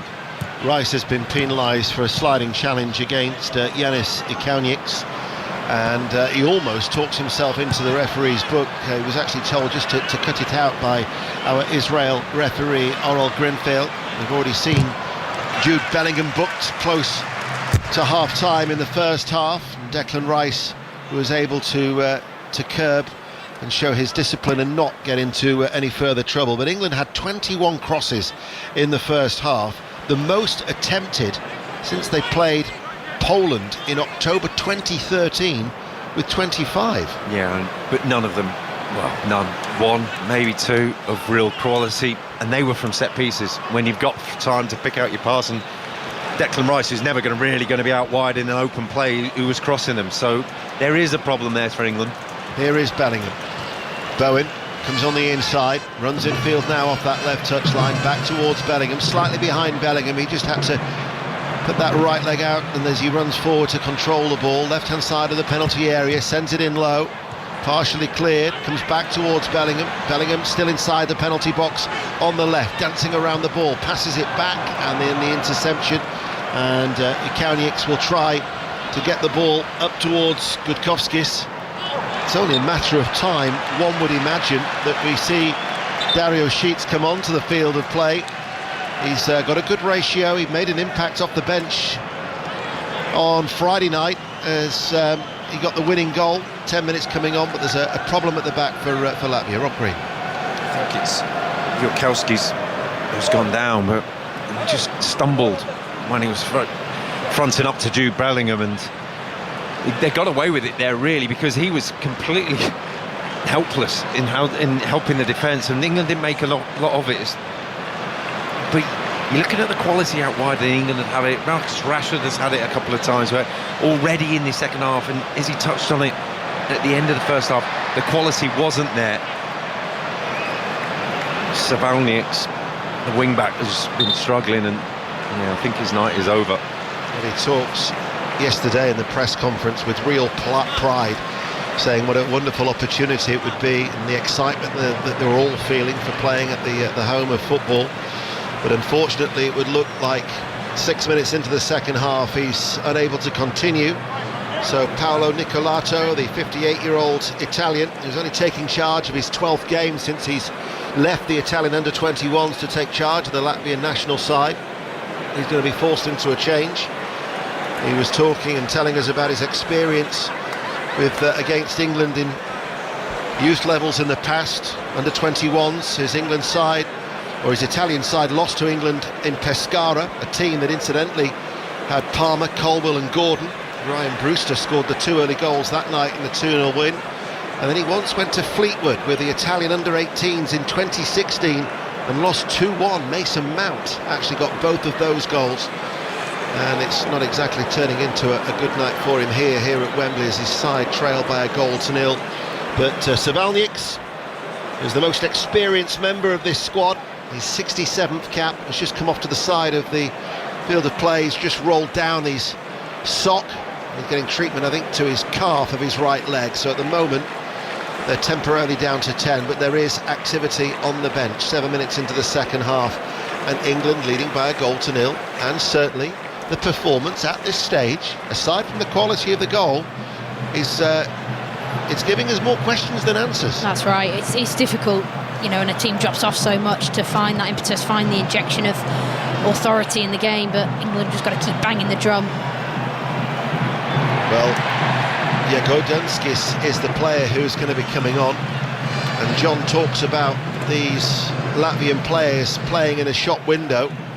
He would do well with the 33-year-old to get a move to England, bearing in mind where he's playing at the moment for Visaka in Cambodia. He's played in Ukraine, Romania, Hungary, Bulgaria, and since July he's been in Cambodia as the 33-year-old. But as Savalnieks eventually makes his way, hobbles back towards the tunnel and the dressing room area, or is he just going to go onto the bench? The player who plays in Cambodia's Premier League waits to come on as Rashford tries to send over a cross, and it gets diverted behind for a corner kick on that far side. So you were talking about the Latvian league just starting up. How far are they into the Cambodian league so far this season? I'll be honest with you, I haven't checked. But no doubt, as John Murray reaches for his iPad, I'm sure he will tell you. But, 3 rounds in for the Latvian domestic league.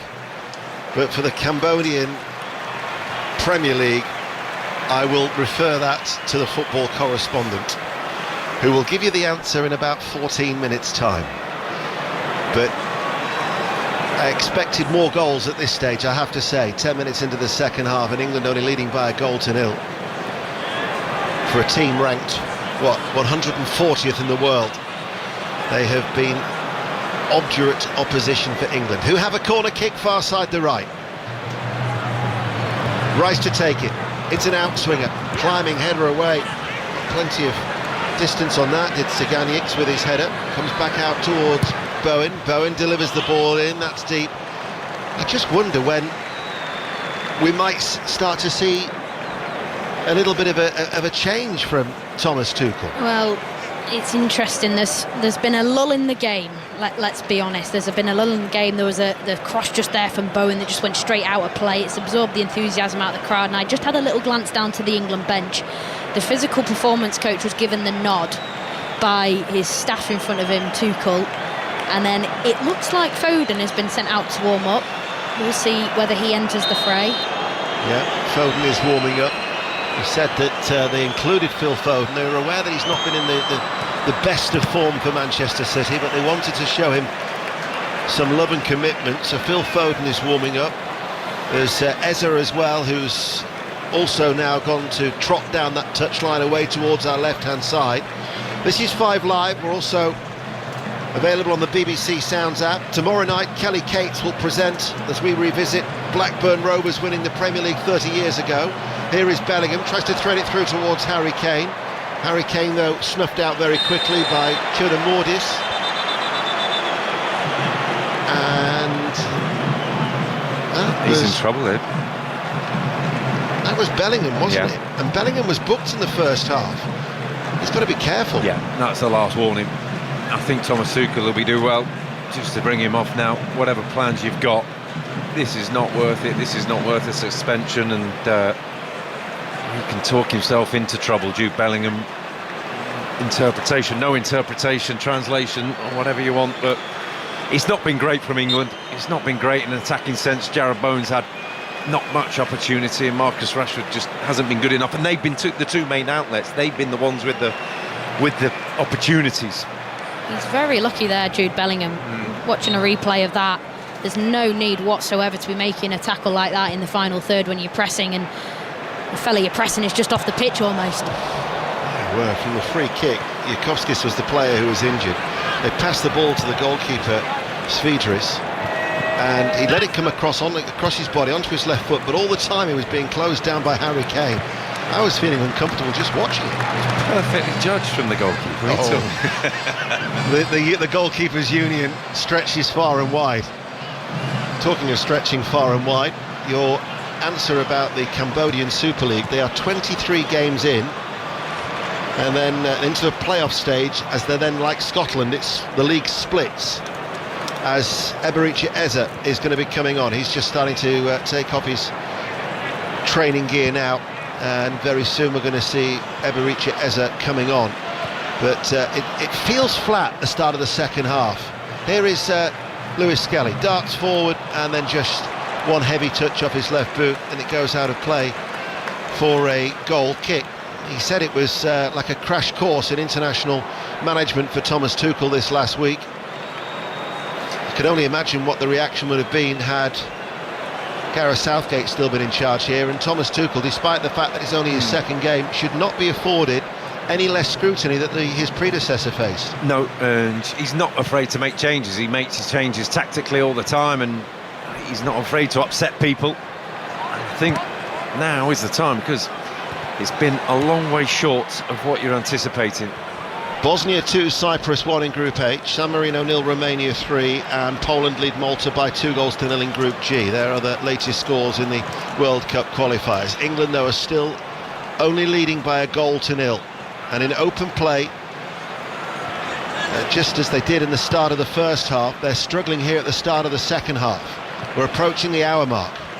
This is Reece James joining the attack, out towards Rashford on that right-hand side, comes forward now and does well, fires it, and it's caught by the goalkeeper with both hands at the near post. I mean, it's really hard, it's really tight, but it needs to be better. And we've said that numerous times in the first half. The final ball, the quality just hasn't been there. We're going to see Dashkovic coming on, as there is going to be maybe a double change being made by Latvia. Eberechi Eze now also walks into that tiny technical area down below here at Wembley.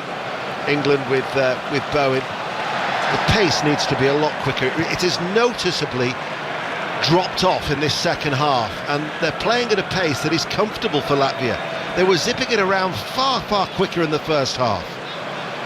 Here is Gehi, out towards Lewis Skelly. He comes forward now to Gahey, back towards Bowen. Bowen now on the left-hand side, goes on the outside, cuts the ball back, Bellingham can't get there, and then it was just cleared away, and it will go out for a throw. Is it? It's a terrific ball in from Bowen. That's, Rob explained the theory behind switching the wingers. Rashford out to the right, Bowen to the left. On his natural left foot, he goes 1v1, gets past him, and it's a really nice little ball in. It's probably the best cross we've seen all night from an England player. He's now coming off, it looks like, Bowen, but nice little cross that was. Jarrod Bowen, only his 6th start for England. How would you assess?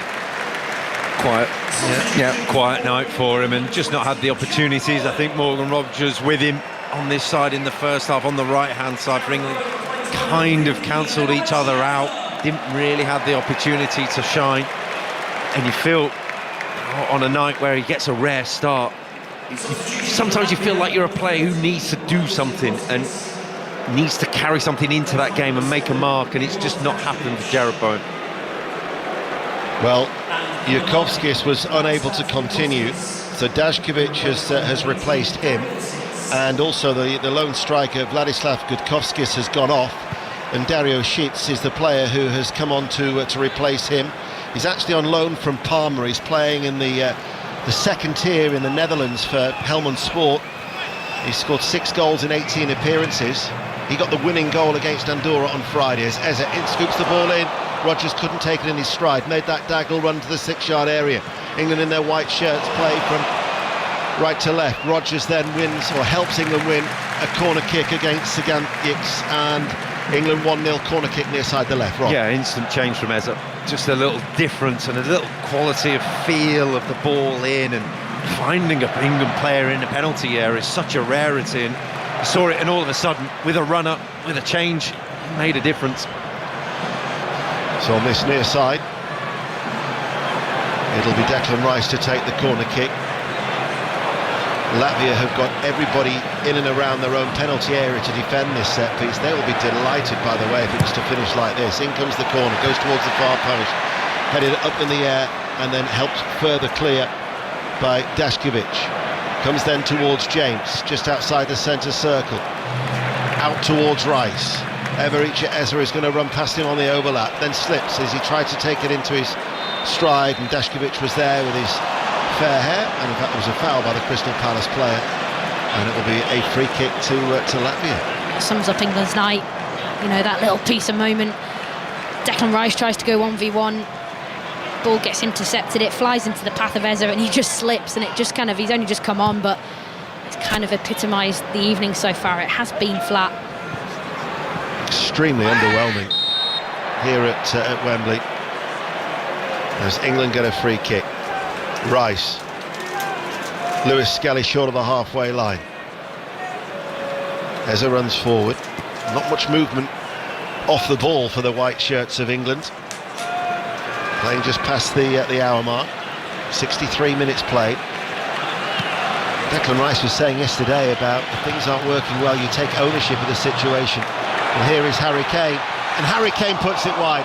Collected a short pass from Jude Bellingham, hit it left-footed. It was wide of the left-hand post, but probably the best chance that England have created in this second half. Yeah, he's got to score. On his weaker foot, yes, but from that distance, middle of the goal, needs to score. And it's the quality of Lewis Skelly, the ball in. Jude Bellingham with the layoff, and just get the ball into him if you can. But that pace of the pass, the pace into Jude Bellingham, made it different, made the pace of everything different. All of a sudden it opened up, and Harry Kane needs to do better. Here is Rice, outside the centre circle. England seeing so much of the ball, still looking to try and prize a way through for a second goal. That was a pass that did actually sell Reece James short, and Sagantics was quick to try and win it for Latvia. Goes out for a throw on that far side. Latvia, who remember, won that match on Friday night, their first win in 5, their first away win in 12 since they took on Liechtenstein in Vaduz in 2022. Many people here would have been expecting to see many goals. It hasn't necessarily worked out that way. And England's women played their Latvian counterparts in a World Cup qualifier 4 years ago. England won 20-0. No one's expecting that many goals here from England, but they're expecting more than one. Here is Harry Kane. Can't find a way through. Picked up with ease and scooped up by the goalkeeper. I will be interested to gauge the reaction of for Thomas Tuchel. Yeah, I mean, he was very honest on Friday when he spoke to John. Yeah. But I would say that the game against Albania, the performance was better than it is tonight. Yeah, and you sometimes with England, and it doesn't matter who the manager is sometimes a good night for the people not playing. And you feel like the guys who are sat on the bench or the guys who are sat at home watching, thinking, this hasn't done me any harm. 65 minutes played. Anthony Barry has just given the nod to Phil Foden. So you'd suggested he'd be the next off the line, is he? Oh, he was the first out when the game had hit an all-time flat, and Eze quickly followed him. Eze got the nod just before on this left-hand side, and interesting to see where Foden plays. Is he going to be off the right again, or is he going to be in central areas? England coming forward with Eze. Comes to a standstill left corner of the area, then moves on the inside, sends over an arcing cross. It was always too far away from Harry Kane, and it goes out of play for a goal kick. Just getting the final instructions from Thomas Tuchel. 66 minutes played. Foden will be coming on for what will be his 45th cap. And he actually hasn't scored for England in his last 17 appearances. But England only have that James free kick to show for it. And here is James, inside to Bellingham. Rice joins the attack to Rodgers, in towards Eze. Eze quickly surrounded by those deep, dark red shirts of Latvia. And now Dashkovic can dash away to this near side to right and keeps the ball in play. No, he doesn't. It was a sprightly counter-attack for a time. Yeah, it has made a difference. Harry Eze coming on. He had to hit that first time. That would have been a really tough ask, but all of a sudden he had about 6 Latvian players around him. That's how heavily concentrated it was on him. But those are the opportunities, the snap shots, snap chances. England will be falling short on tonight. Jude Bellingham is the player coming off. He was booked in the first half. He certainly was maybe a little fortunate to have got away with a second yellow card, but Phil Foden comes on to replace him with that change as we reach the midway point of the first half. And Rashford on that right-hand side, when we were discussing Albania's media man at the weekend, as here is Rice, fires it off, tapping for Harry Kane. Harry Kane scores the second, and England, he could not miss with his left foot, have got the second goal, and finally they managed to find a way through. It will be the easiest, or one of the easiest goals of his 71 that he scored for England. England 2, Latvia 0. Albania's media man was Fat Jean, and here is Big Jean to take you through to full time. Well, that was tucked away, Ian, as well as Harry Kane tucked away that goal from a foot out, as Ian said. They don't come much easier than that, and England, to some relief, finally find a second goal here in this World Cup qualifier at Wembley against Latvia. Rice's ball across, and Kane on his left foot could not miss. No, runners in beyond, a bit of life, a bit of spark from Declan Rice, and Harry Kane had the simplest of tasks. That it's all thanks to Declan Rice's run. He's run from 30, 40 yards out deep. The timing was perfect. Morgan Rodgers just had to wait for him to say, OK, when do you want it? It's now. Fire it across the 6-yard box. Sometimes the old school ones are the best. Get it to the byline, cut it back, and that's what Declan Rice did. And that moment, something like that has been lacking so much in this performance. That's Rob Green. This is Izzy Christiansen. Oh, it's terrific. I thought that Morgan Rodgers' part to play in that was integral. Beautiful little weighted pass, and like Rob said there, the impetus from Declan Rice, and for all the crossing actions that England have had from wide players, it was Declan Rice, wasn't it, who just said, I'll show you how to do it, guys.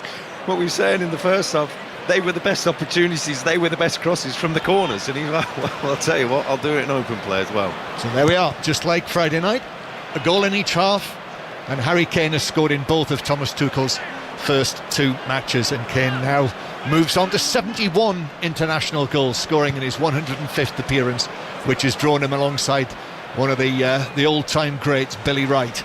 So to Kane doing what he did for Thomas Tuchel at Bayern Munich, and indeed doing what he's still doing for Vincent Kompany at Bayern Munich.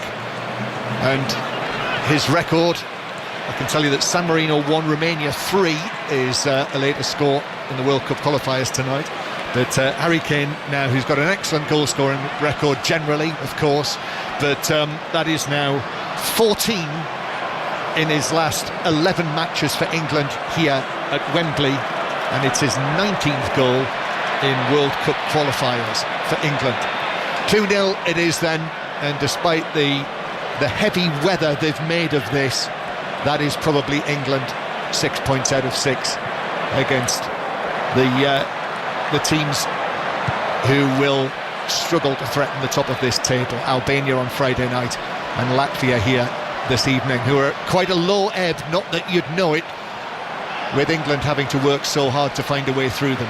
So 2-0 here in the under-21 friendly tonight. Lee Carsley's side. What's the latest at the Hawthorns with you, Chris Coles? It remains England 2, Portugal 1, as it was at half-time. It's been a much sleepier second half, as is often the case in these games. The second half punctuated by plenty of changes. It's affected the rhythm. Araujo close for Portugal, good save by Charman Lowe, and Wharton forcing a decent save from Diogo Pinto. And that's about it. England 2, Portugal 1. England could be stretched here, and that had to be Reece James putting in the tackle, which he did, well timed on Tiganyeks, and it was out of play for a throw down the left.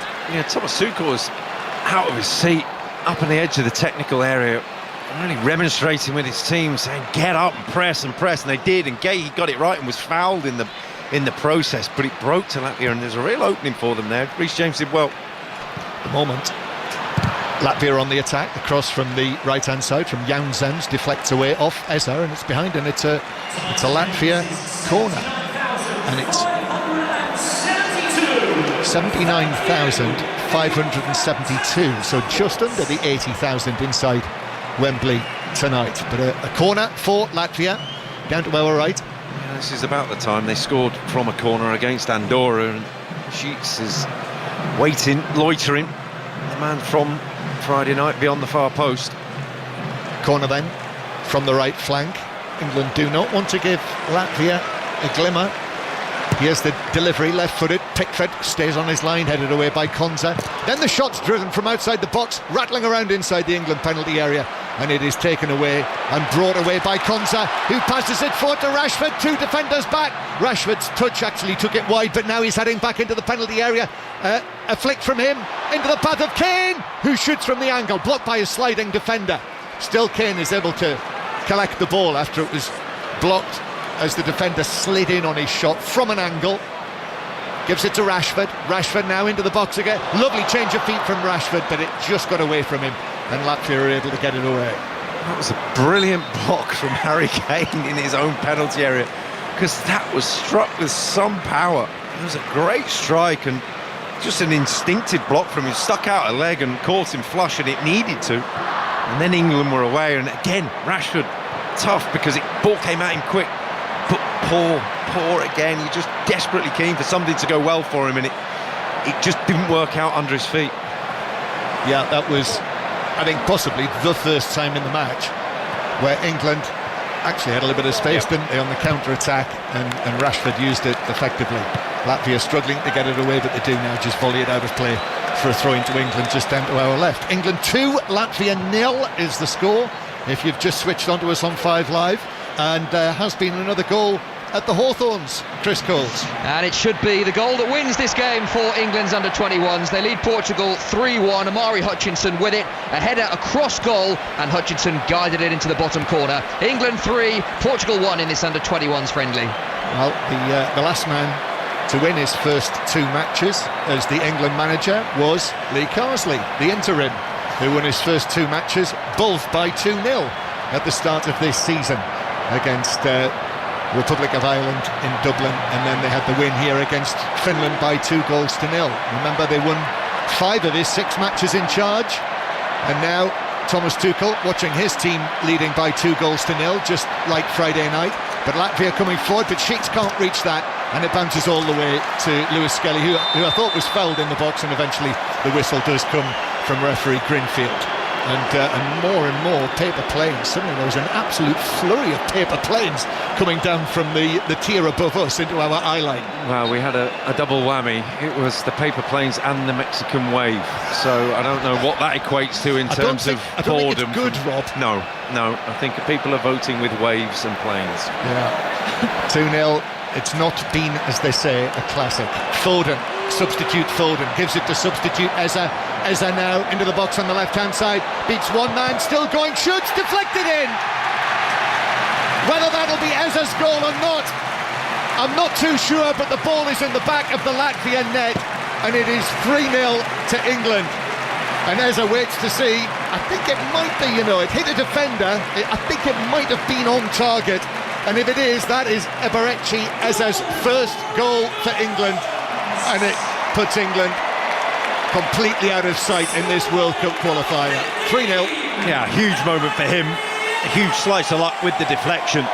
But the quality of the feet, the quality of his movement is something that England have been lacking so much in this half. He had the space, he had the time to run at players and stood one player up, went one way, one with the other, and we've seen Eberechi Eza, and the Crystal Palace fans will say, oh, this has got his trademark all over it. The slalom, slinking type run that he does, buys himself a bit of space, and so close, so tight to the goal. He'll enjoy that despite a massive slice of luck in it. I think it will be given to him. I mean, it might have been going wide of the far post, but it hit the captain, Cherna Moore, piece. And there was nothing that goalkeeper Zviedris could do about it. Just flashed past him, deflected off his legs. I think for the time being, it's Eza's goal. Yep. So 3-0 to England. Izzy? Yeah, just a Cherma Mordis. It comes off the inside of his leg, but interestingly, for England to break and get into that position, it was the centre of the back three, Cherma Mordis himself, who was keeping Eza onside. He didn't step up. England looking for a fourth now, pouring forward. Left foot shot, curls narrowly wide from the edge of the box from Rodgers, who took it on, looks down. I thought that was going to nestle in the top left corner, I have to confess. Yeah, that was a really, really good chance. He had the time to set it up for himself, and much like the Harry Kane chance before, it's on his weaker foot, but he needs to be doing better. In international football, you're going to get one or two chances like that in a game. You've got to be taking them against better opposition than this. England are going to make a triple substitution. Kyle Walker is going to come on for his 95th cap. Another one of the starters from Friday, Curtis Jones, is also going to come onto the field in the other change that England are going to make. Well, it's going to be another cap for Jordan Henderson, just like Friday night. Henderson's going to come on for the final minutes. And we wait to see who the three are who will be withdrawn. But we've had first goals for England tonight for both Reece James and Eberechi Eza, and a 71st for his country for Harry Kane. Here is Eza on the left. Eza took on the defender who just got a foot in on that, Jan Zems, and put it out of play for a throw into England down the left. His 10th cap, Eza, be a great feeling for him to have got off the mark. And now we will see who the changes will see leave the field. Well, Declan Rice is going to be one of them. I guess I did speak to Thomas Tuchel about this yesterday, conscious of the fact that Arsenal are still clinging on in the title race. They've got a big Champions League quarter-final coming up. This game is won now, so Declan Rice is withdrawn. Marcus Rashford as well coming on off the field, and Lewis Skelly as well, starting both matches, his first two caps for England. And he's done okay again tonight, Lewis Skelly. Yeah, he's had moments of quality on the ball, stepping into midfield in that central midfield role. Reece James has gone to left back, you should expect, with Kyle Walker on the right, and then Phil Foden's now drifted back over to this side. Curtis Jones back onto the right hand side, so a lot of changes within the side, you feel, and that goal has kind of killed it off.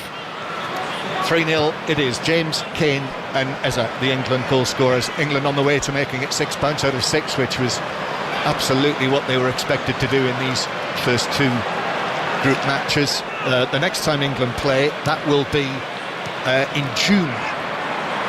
against Andorra. But the feeling is, this has not been confirmed yet, but it's certainly been reported that match will actually be played at the new Espanyol Stadium in Barcelona. So the FA say they're just waiting to hear from the Andorran FA about what they're going to do with that. San Marino 1, Romania 4. Yanis Hadji has scored that, the Rangers player. And the UEFA platforms are indeed giving that third goal to Eza. Latvia going to make another couple of changes, but here's Foden on the move with the ball to the edge of the area, gives it to his left Eza. Then here's Reece James having moved across to the left-hand side with Kyle Walker coming onto the field. Jordan Henderson gets a touch. Foden comes, receives it back. I noticed that Thomas Tuchel was very encouraging in his body language and what he said to Foden before he came onto the pitch. I thought he was quite unusually critical, actually, for an international manager, or indeed any manager, what he said about his performance the other night. But I guess he'll be saying all the right things behind closed doors. But you'd hope so, wouldn't you? And if there's a point now for anyone to just go and play against a tiring side, it's now. Kane out to the right-hand side. Here's the cross from Henderson, but goalkeeper Zviedris is able to catch that quite comfortably just outside the 6-yard box. 10 minutes to play. I'll be going down to the tunnel after this to see who we can talk to, Thomas Tuchel and whichever players England put forward.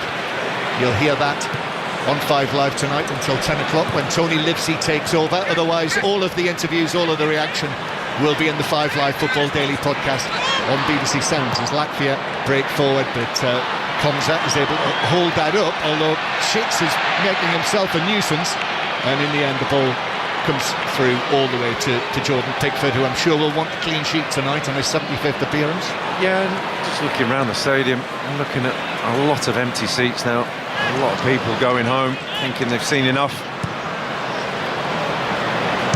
Latvia, the 97th different team that England have played in a senior men's international, and it's certainly been no disgrace, has it, for Paolo Nicolato's team,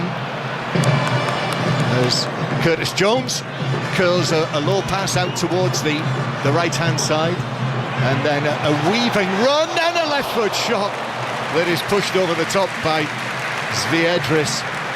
The run from Morgan Rogers, well, he missed that chance from the edge of the area, and the goalkeeper had to make a decent save. Yeah, it's powered the striking and powered the running from the edge of the box and from the corner of the box across the box, got himself the space to get the strike away, and he's looked sharp and bright at times. It's not been in the focal point of the game the whole game, but he's had moments, Morgan Rogers. Changes being made, 2 more changes for Latvia. The St Johnstone defender Daniels Baloris is making way. He's being replaced by Denis Melniks, who started the match on Friday night, and also coming onto the field is for his debut actually is the 21-year-old Nix Slieda, who is racing onto the field. What a place to make your debut for a young man from Latvia. Corner for England. This is deflected by Kane, and then at the back post the goalkeeper makes a very decent block, and the ball is deflected behind for a goal kick, and it remains 3-0 to England. Back to the Hawthorns, Chris Coles. Portugal have a second goal. England 3, Portugal 2. It's a goal for the Wolves winger Carlos Forbes. Got a little bit lucky on his way through the penalty area. Some fortunate ricochets, but a good finish once he got into position. England 3, Portugal 2, 4 minutes to play. Yes, more thrills and spills with Lee Carsley's England team, the under-21s. As the ball is played back to Zviedris.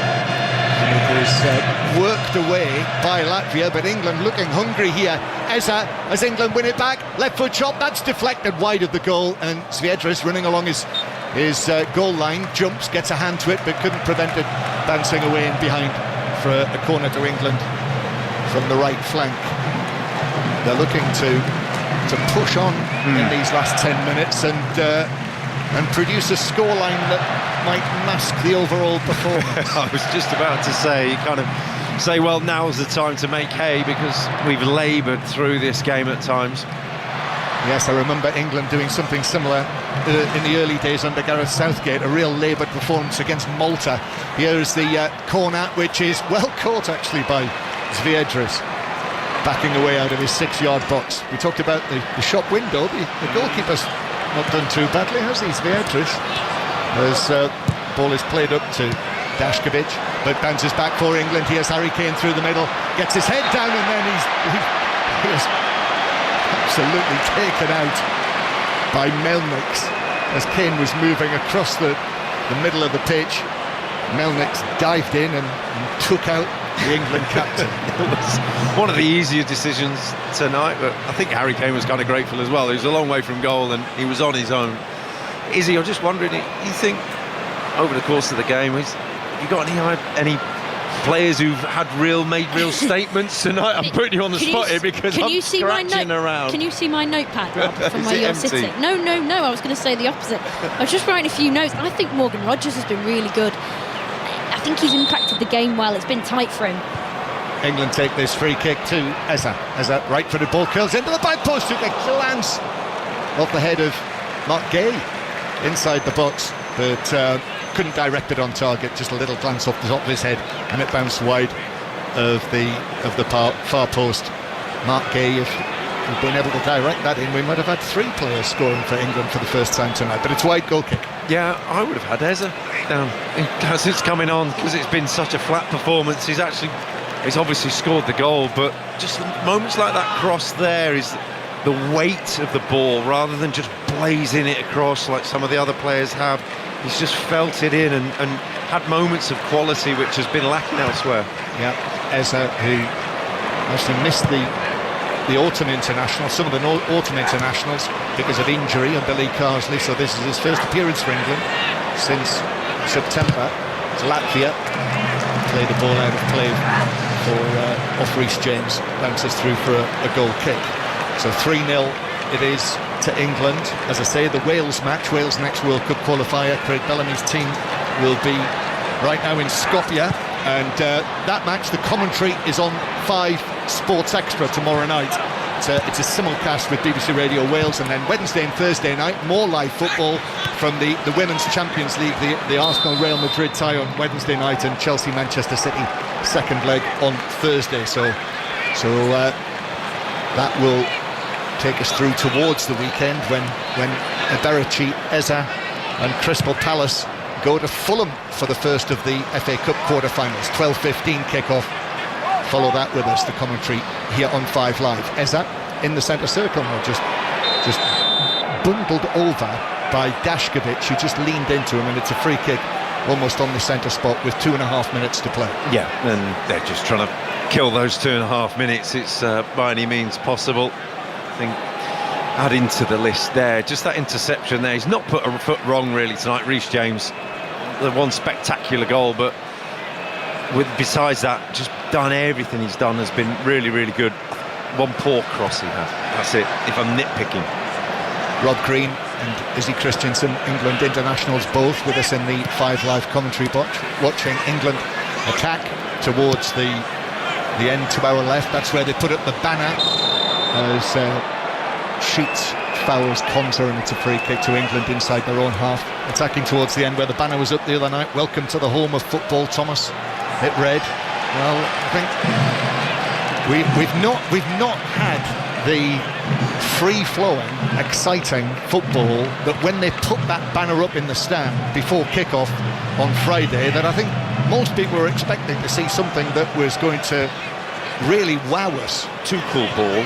We haven't had Tuchel ball yet, have we? They did say to him yesterday, how long is it going to be before we see an England team that will say, well, that is Thomas Tuchel's England? And he said, hopefully we'll see parts of it tonight, maybe the whole match. Not really, as England attack with Rodgers down the right, who wins a corner. However, still time for another goal as England continue to press and put pressure on this Latvian defence. And if they are able to grab a late one, I mentioned that match, do you remember in Malta when England, it was 1-0 until very late on. England won it 4-0, and there was widespread criticism of England that night as James, corner is taken, James curls it in, headed across the 6-yard box. But Phil Foden over there on the far side, heading across the box, and it's hammered out for another corner from the right. Yeah, it's really been a false test, hasn't it? It's such a flawed way of putting up a team and judging them against the team that will not throw a punch. They've not really tried to throw a punch, and it's not been a contest in that light. So it's going to be false in so many criticisms. 90 minutes are almost up. Corner's taken in by Foden. Kane's after it in between two Latvian defenders, and the referee spotted a foul in there. There's one of the Latvians went down. I think it's the captain, isn't it? Yes, it is. Chenomodis, who went down near the penalty spot. It's a free kick to Paolo Nicolato's team. I suspect Thomas Tuchel will be saying the same kind of things to me tonight that he said to me on Friday night. Well, there's a lot of not a lot in there, isn't there? There's kind of not a lot learned, and we know some players aren't playing as well as they could be. We know some players are searching for form. We're talking about Marcus Rashford, how good he can be. He's not shown that tonight, and there's not many who have shown how good they can be. But then that is really, really tough in something that is just one step up from a training session. Yeah, and as Henderson, the Ajax captain, hits a long pass out towards the right-hand side, the defender gets a foot in that, bounces back towards the halfway line. Full time at the Hawthorns with you, Chris Coles. England 4, Portugal 2. The under-21s are not dull. Hackney and Wanieri gave England a 2-0 lead. Silva getting one back for Portugal. A sedate second half until late on, where he again saw the goods, Hutchinson's header into the corner and Philigine's tidy finish, but again saw the bad, sloppy defending, allowing Forbes in to score a second for Portugal. Lots to like, but lots to work on for Lee Carsley as well. England 4, Portugal 2. And I can tell you that Albania, in the other match in this group, Silvino's Albania, have won well tonight in Tirana against Andorra. The 3-0, the score there. We're into 3 minutes of added time here, so just 2 minutes of this to play, with England also leading by 3-0. Reece James, excellent free kick. Look out for that if you can. Harry Kane scoring from close range in the 6-yard box, set up by Rice, and Eberici Eza, after a bright piece of play from him, a shot being deflected in for what is also, like Reece James, Eza's first goal for England. And here he is, the England number 15 on the left-hand side, the Crystal Palace man. Little pass to Reece James, then square to Jordan Henderson. Jordan Henderson lifts a pass, but that is intercepted on the edge of the box. Henderson, though, is underneath it, heads it out to Eza, comes back to Mark Gay, and then Reece James. Henderson comes short. Jordan Henderson winning tonight what is his 83rd cap after his unexpected return. Kane receives it in the box on the shoots across goal, and goalkeeper Zviedris dives to his left, makes the save. Ball still in play with Morgan Rogers. Rogers back towards Kyle Walker, but that pass was a little short, and so Dashkovic is going to have a foray forward, but Walker recovers well and passes the ball back to Pickford. We're in the last minute, final minute of added time, Rob. Yeah, and again, just looking there, the ball drops to Morgan Rogers and touch and just lets him down, and it's just little moments like that. We've been started with it, we've ended with it, just small moments. Thinking better quality. Walker with a cross, Kane in the area, defender got there first, and it's headed out to the edge of the box and stabbed away. England still striving, still putting the effort in, despite the seats emptying all around Wembley Stadium. People have headed home early, but England still with an eye on a fourth goal here. This might be the last attack of the match. I make it the 3 minutes of added time are up, and there is the final whistle, and England have won it. Not dazzling, not thrilling. They've not completely expressed themselves in the way that Thomas Tuchel wanted in either of these first two matches, but nevertheless it is 2 wins out of 2 against Albania on Friday and Latvia here tonight, and the World Cup qualifying campaign for England has begun with 6 points out of 6. Rob Green. Yeah, there's a lot of hands shaking, a lot of slapping of backs on the England bench, and you're looking around thinking, well, a job well done, a clean sheet, a win, some goals in there. I think Thomas Tuchel, on reflection of the 2 games, will turn around and say, well, how much could I expect from these 2 games? And realistically, I don't think there's been too much that has come from it that's more than he would have hoped for, more than he would have expected. It's been the bare minimum. They've created chances, not an abundance. They've taken some of those. Few moments of real quality in there, but all in all, still a lot of question marks and a lot of work to do. Certainly the high point of the night was Reece James' goal from the free kick in the first half. Harry Kane, his 71st goal for England. He scored in both Tuchel matches so far. And then Eza getting his first goal for England as well with a deflected shot. Is he, Christiansen? Yeah, it was a very flat performance. I don't know what we necessarily expect when Latvia drop off. It's really hard for England to inject that life, but there wasn't much to shout about. But certainly that free kick from Reece James to open the scoring in the first half was absolutely sensational. So there we are. I'll head downstairs, see who's talking tonight. Clean sheet for Jordan Pickford as well on his 75th appearance for England. Yeah, he's racking them up, and out of anybody, I think that little moment in the first half with him and Gahey was a moment of worry, but I don't think he really touched the ball in the second half, did he? So that was England's dominance in the game.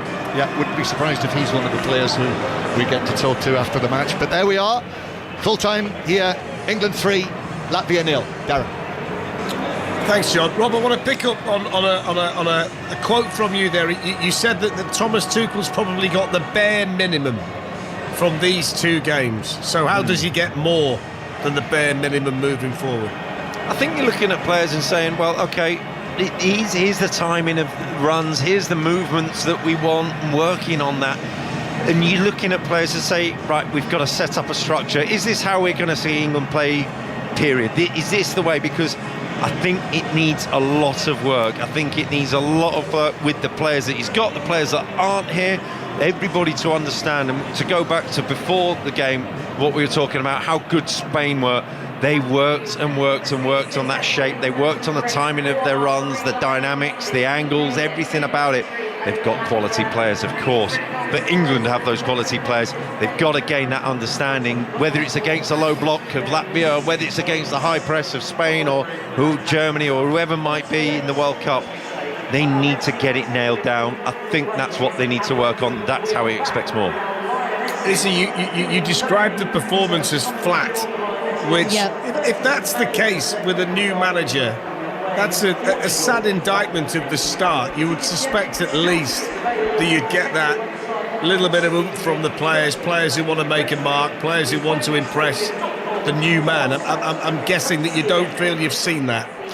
Well, it's interesting. I say flat because it was slow, it was laboured, but I do sympathise with the fact that you can only play what's in front of you. And if you play, play tennis, play paddle tennis, if you play with people lesser standard than you tend to go to that level. And I think that by no means did England go to a team that's ranked 140th in the world tonight. They certainly did impose their quality and dominance in spells, but fundamentally I think England struggled to use the space that Latvia gave them, which wasn't very much. I haven't seen it, but the average positions of all the players throughout the 90 minutes, everyone will have been camped in Latvia's half, every single player. There were rare moments where Latvia even tried to break out of their defensive structure, so England just kept on having to bang the drum and try and break them down. Once again, as they did on Friday night, Darren, you can probably hear it just in the background. They're playing the Bachmann-Turner Overdrive classic. You ain't seen nothing yet. And I hope that is the case with Thomas Tuchel's side. Yeah, quite appropriate, John. It's a good choice, isn't it? Rob, you know what I'm struggling with here? Go on. I'm struggling with the fact, excuse me, I'm struggling with my throat for a start, but I'm struggling with the fact that this England team has just lost the European Championship final to Spain, and now we're analysing what they can do against Albania and Latvia. It seems like a scenario that they shouldn't be in. This is about a manager coming in for 18 months to try and win a World Cup, and now we're looking at what they do against Albania and Latvia with a 2-0 and a 3-0 and driving ourselves mad by what we're seeing. But this is not about games like this. This is about whether he's the manager that can do better than Gareth Southgate did when it really matters in a major tournament. What are we seeing based on that can give us some kind of hope for the future? Because that's what it's all about, Rob, at the end of the day. Not whether we can beat Latvia and Albania at Wembley. Most people can do that. We are talking about this game and seeing it how we see it, and Izzy's right. It's been flat as an event. There's a huge asterisk next to these two games in that when we get to the knockout stages of a World Cup, the final rounds, hopefully that we see England in, and we're looking at these games against the bigger opposition. And if we do go on to see England get to the final or go on and even win it or whatever it might be, I don't think there'll be any one of us will look back and go, oh, do you remember those games against Latvia and Albania? I don't think any of us will. I think there's such a point where you're kind of looking at it saying, well, it serves a purpose of getting everybody together, the manager putting across his ideas, the groundwork's being put in. I'm trying to come up with positives here, Fletch, for these games because you're right. It's such a difficult proposition to even bring it into the same realm as potential World Cup winners or candidates. But that asterisk that you're talking about, you can apply that asterisk, I can tell you now, for the 7th of June away to Andorra, for the 10th of June at the City Ground when they take on Senegal in a friendly, and the 6th of September for Andorra at home. England's test will be in Belgrade on the 9th of September, away to Serbia. But apart from that, England might already well be on the case to qualifying anyway. The set of games for the rest of this calendar year will not pose the test that the ones that Darren's talking about come the World Cup. Are there games after that are going to give that test? No, because after Serbia, no, they got Wales at home in a friendly, Latvia away, Serbia at home, and then Albania away. Then they'll wait to see should England qualify. I mean, Serbia probably the next best side in Group K. Haven't even kicked a ball yet, but so I'm not being arrogant to suggest England will top the group. But then they'll have to see the draw and then work out the schedule for America in 2026. But Gareth Southgate, when he played friendlies, got top level opposition. They tested themselves. Yes. The Nations League, when they were in the top league, they tested themselves against the best. Senegal and Wales, with the greatest of respect, are not, and also the teams such as Andorra and Latvia are not going to test England.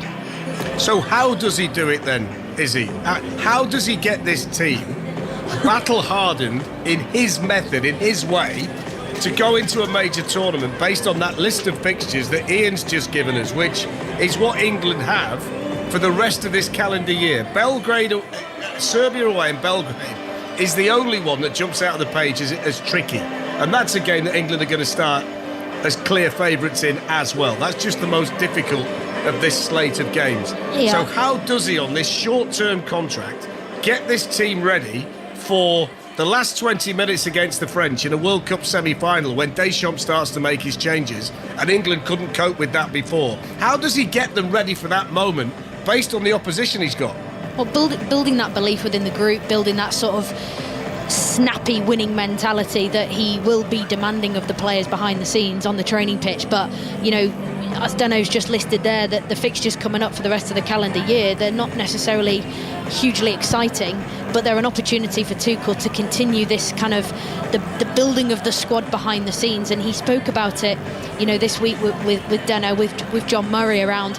He's getting in this introduction into international football. It's a completely different dynamic as a player, I'm sure as a coach as well, because I think I said it earlier, you're putting a jigsaw together that you haven't actually got the pieces or access to the pieces every single day like you do in club football. But you just go to the game tonight and Dano listed off in commentary the leagues that some of the Latvian players play in, and then you look at our players and we're playing across the Premier League, the Bundesliga, La Liga, all these top teams playing for Champions League football, and we should be beating these teams convincingly. But when a team drops off, Rob, I don't know if you can back me up here, but I played in these games myself, similar sort of fixtures at international level, and it is hard to break teams down despite the level disparity. And unfortunately, I don't think Tuchel is going to get exactly what he wants from the opposition in this calendar year. So we have to strap ourselves in and just go with the flow, see what happens. I played Andorra here, and I touched the ball less times than we scored goals. So it's that sort of game where you're just looking at thinking, well, you're not going to learn anything from it. You've just got to get through it.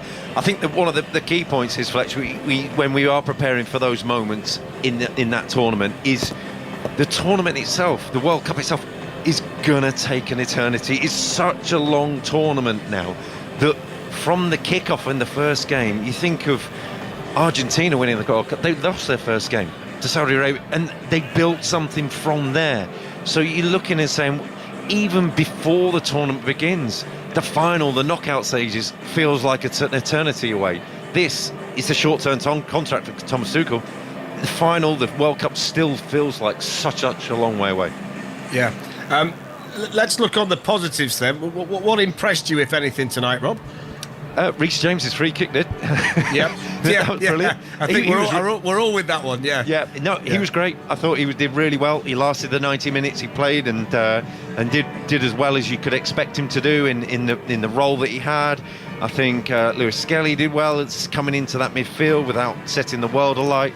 And then Eberechi Eze coming on. I think he showed a point of difference. I think he showed something that he showed what he can do. And I think there wasn't many people who did that. You're looking at a lot of players who showed flashes, maybe. Morgan Rogers did it. It showed flashes. And obviously one or two, Jude Bellingham obviously showed him in small amounts what he could do. But Eberechi Eze, when he opened up and he had his little feet, moments with his feet for the goal and then for the crosses, buying himself a bit of space for a moment of quality, he did that. So there were one or two spots in there, but only a few. Yeah, for those who like this kind of thing, he's the first defender to score a direct free kick goal for England at Wembley since Stuart Pearce against Turkey in 1992, so it's been a while. I was trying to keep my eye on Thomas Tuchel as much as I could on the television. Izzy, you had a much better view of him there at Wembley. He cuts a frustrated figure at times. I mean, he's never one, is he, for keeping his emotions in check? You know exactly what he's feeling. We learned that when he was at Chelsea. And there were quite a few occasions, I thought, tonight where you could see that he wasn't getting what he expected to get from either certain individuals or certain passages of play. So I thought there was a fair deal of frustration from him in general tonight as well, which was quite telling. Yeah, 100% agreed, and I was watching him as well with great interest in that technical area down in front of us. And it was interesting that when he made the triple substitution in the second half, he brought on Eze first and then he made the triple change.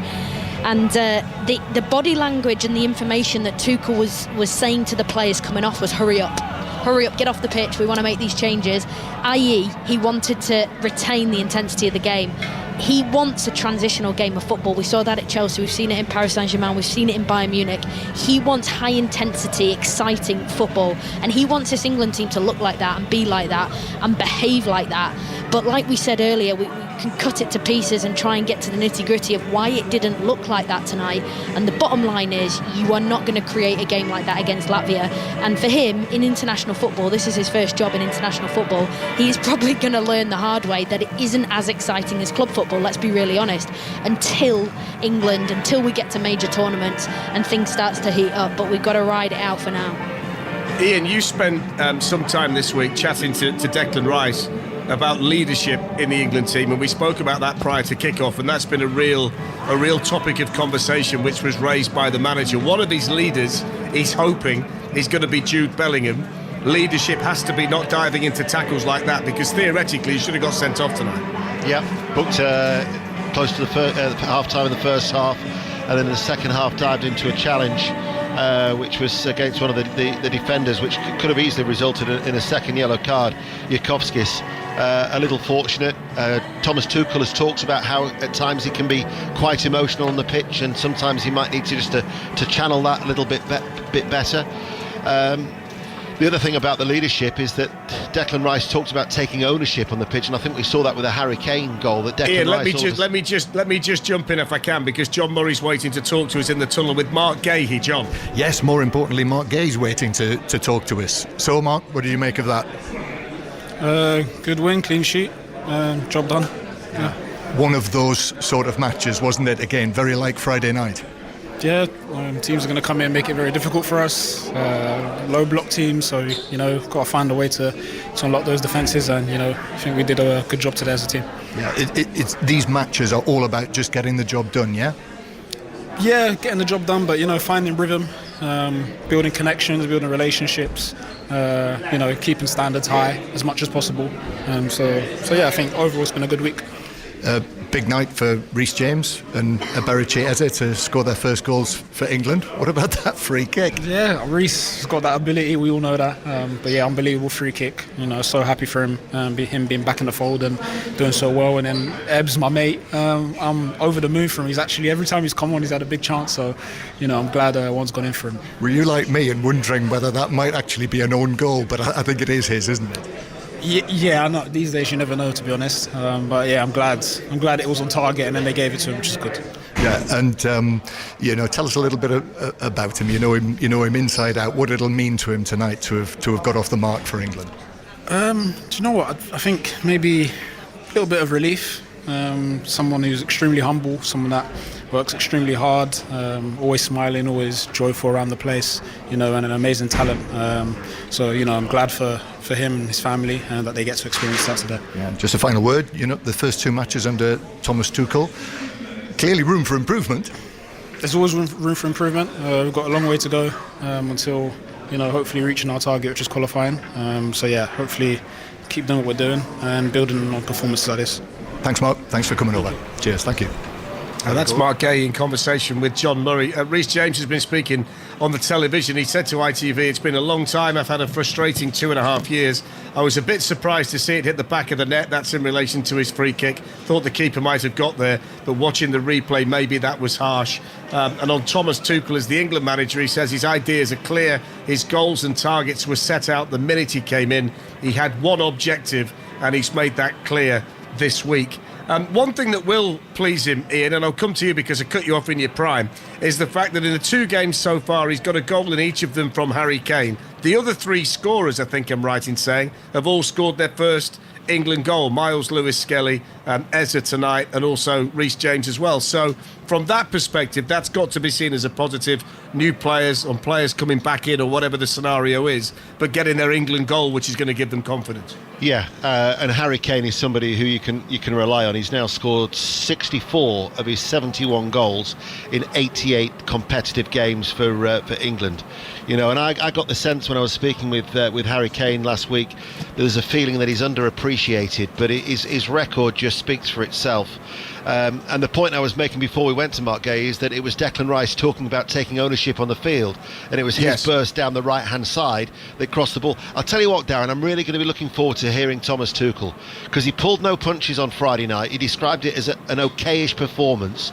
He's not bothered about upsetting the players. He'll say it to them, and he was talking in the build-up to the game that if we're in a video room and you're going through the video clips, he doesn't want the criticism to be saying, right, I want you in this position, I want you there, just to be in the isolation of that video room. Ian, I've got to stop you again. I've got to stop you again, Dano. It's always you. It's Morgan Rogers now. He's with John.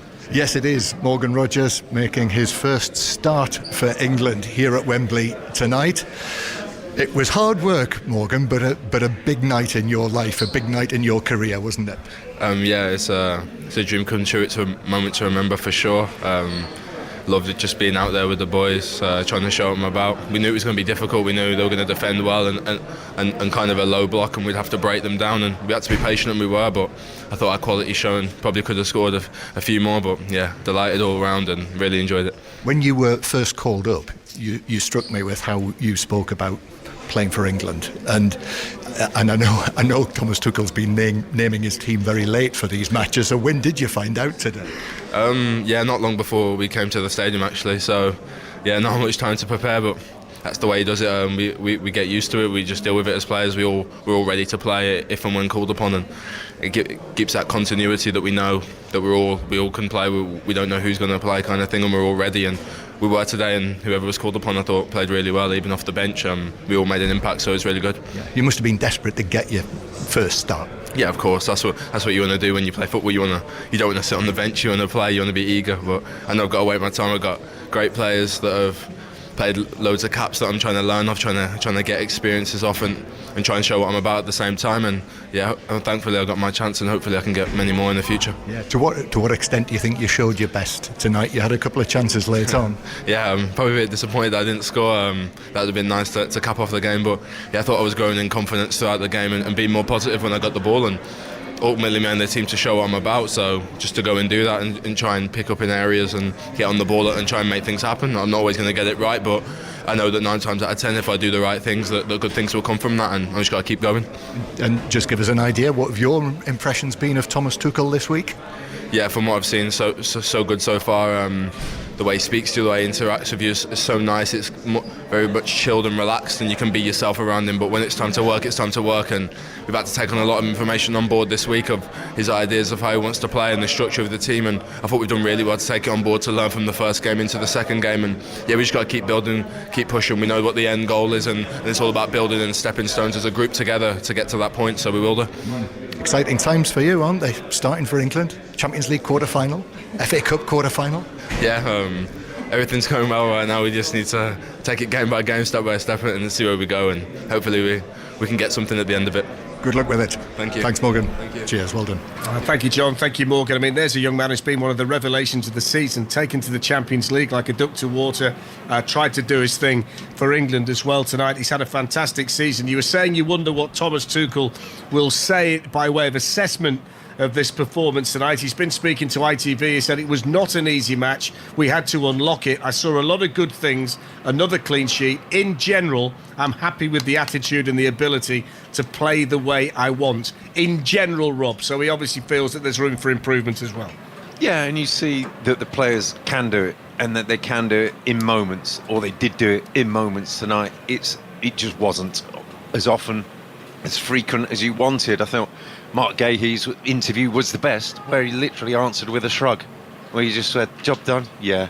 And that's about it. That's pretty much what you can take from the games. And like you're saying, it's a start for him. It's not a blistering start. We're not talking about Tuchel ball or anything like that, or revelations in football, reinventing the wheel and that sort of thing. But quietly starting and winning, and okay, let's get on. And he'll take away what he wants to take away from these games, but we all know that there's room for improvement. Rob, thank you, as always. Izzy, thank you. Deno, apologies for constantly interrupting you when you were in your prime. But thank you. No worries, I finished that second point. That was all right. I just managed to squeeze it in. That's our team at Wembley tonight. They've been in fantastic form. Ian Dennis, Izzy Christensen, Rob Green and correspondent John Murray. Delighted we could bring you the thoughts of Mark Gahey and Morgan Rogers before we finish.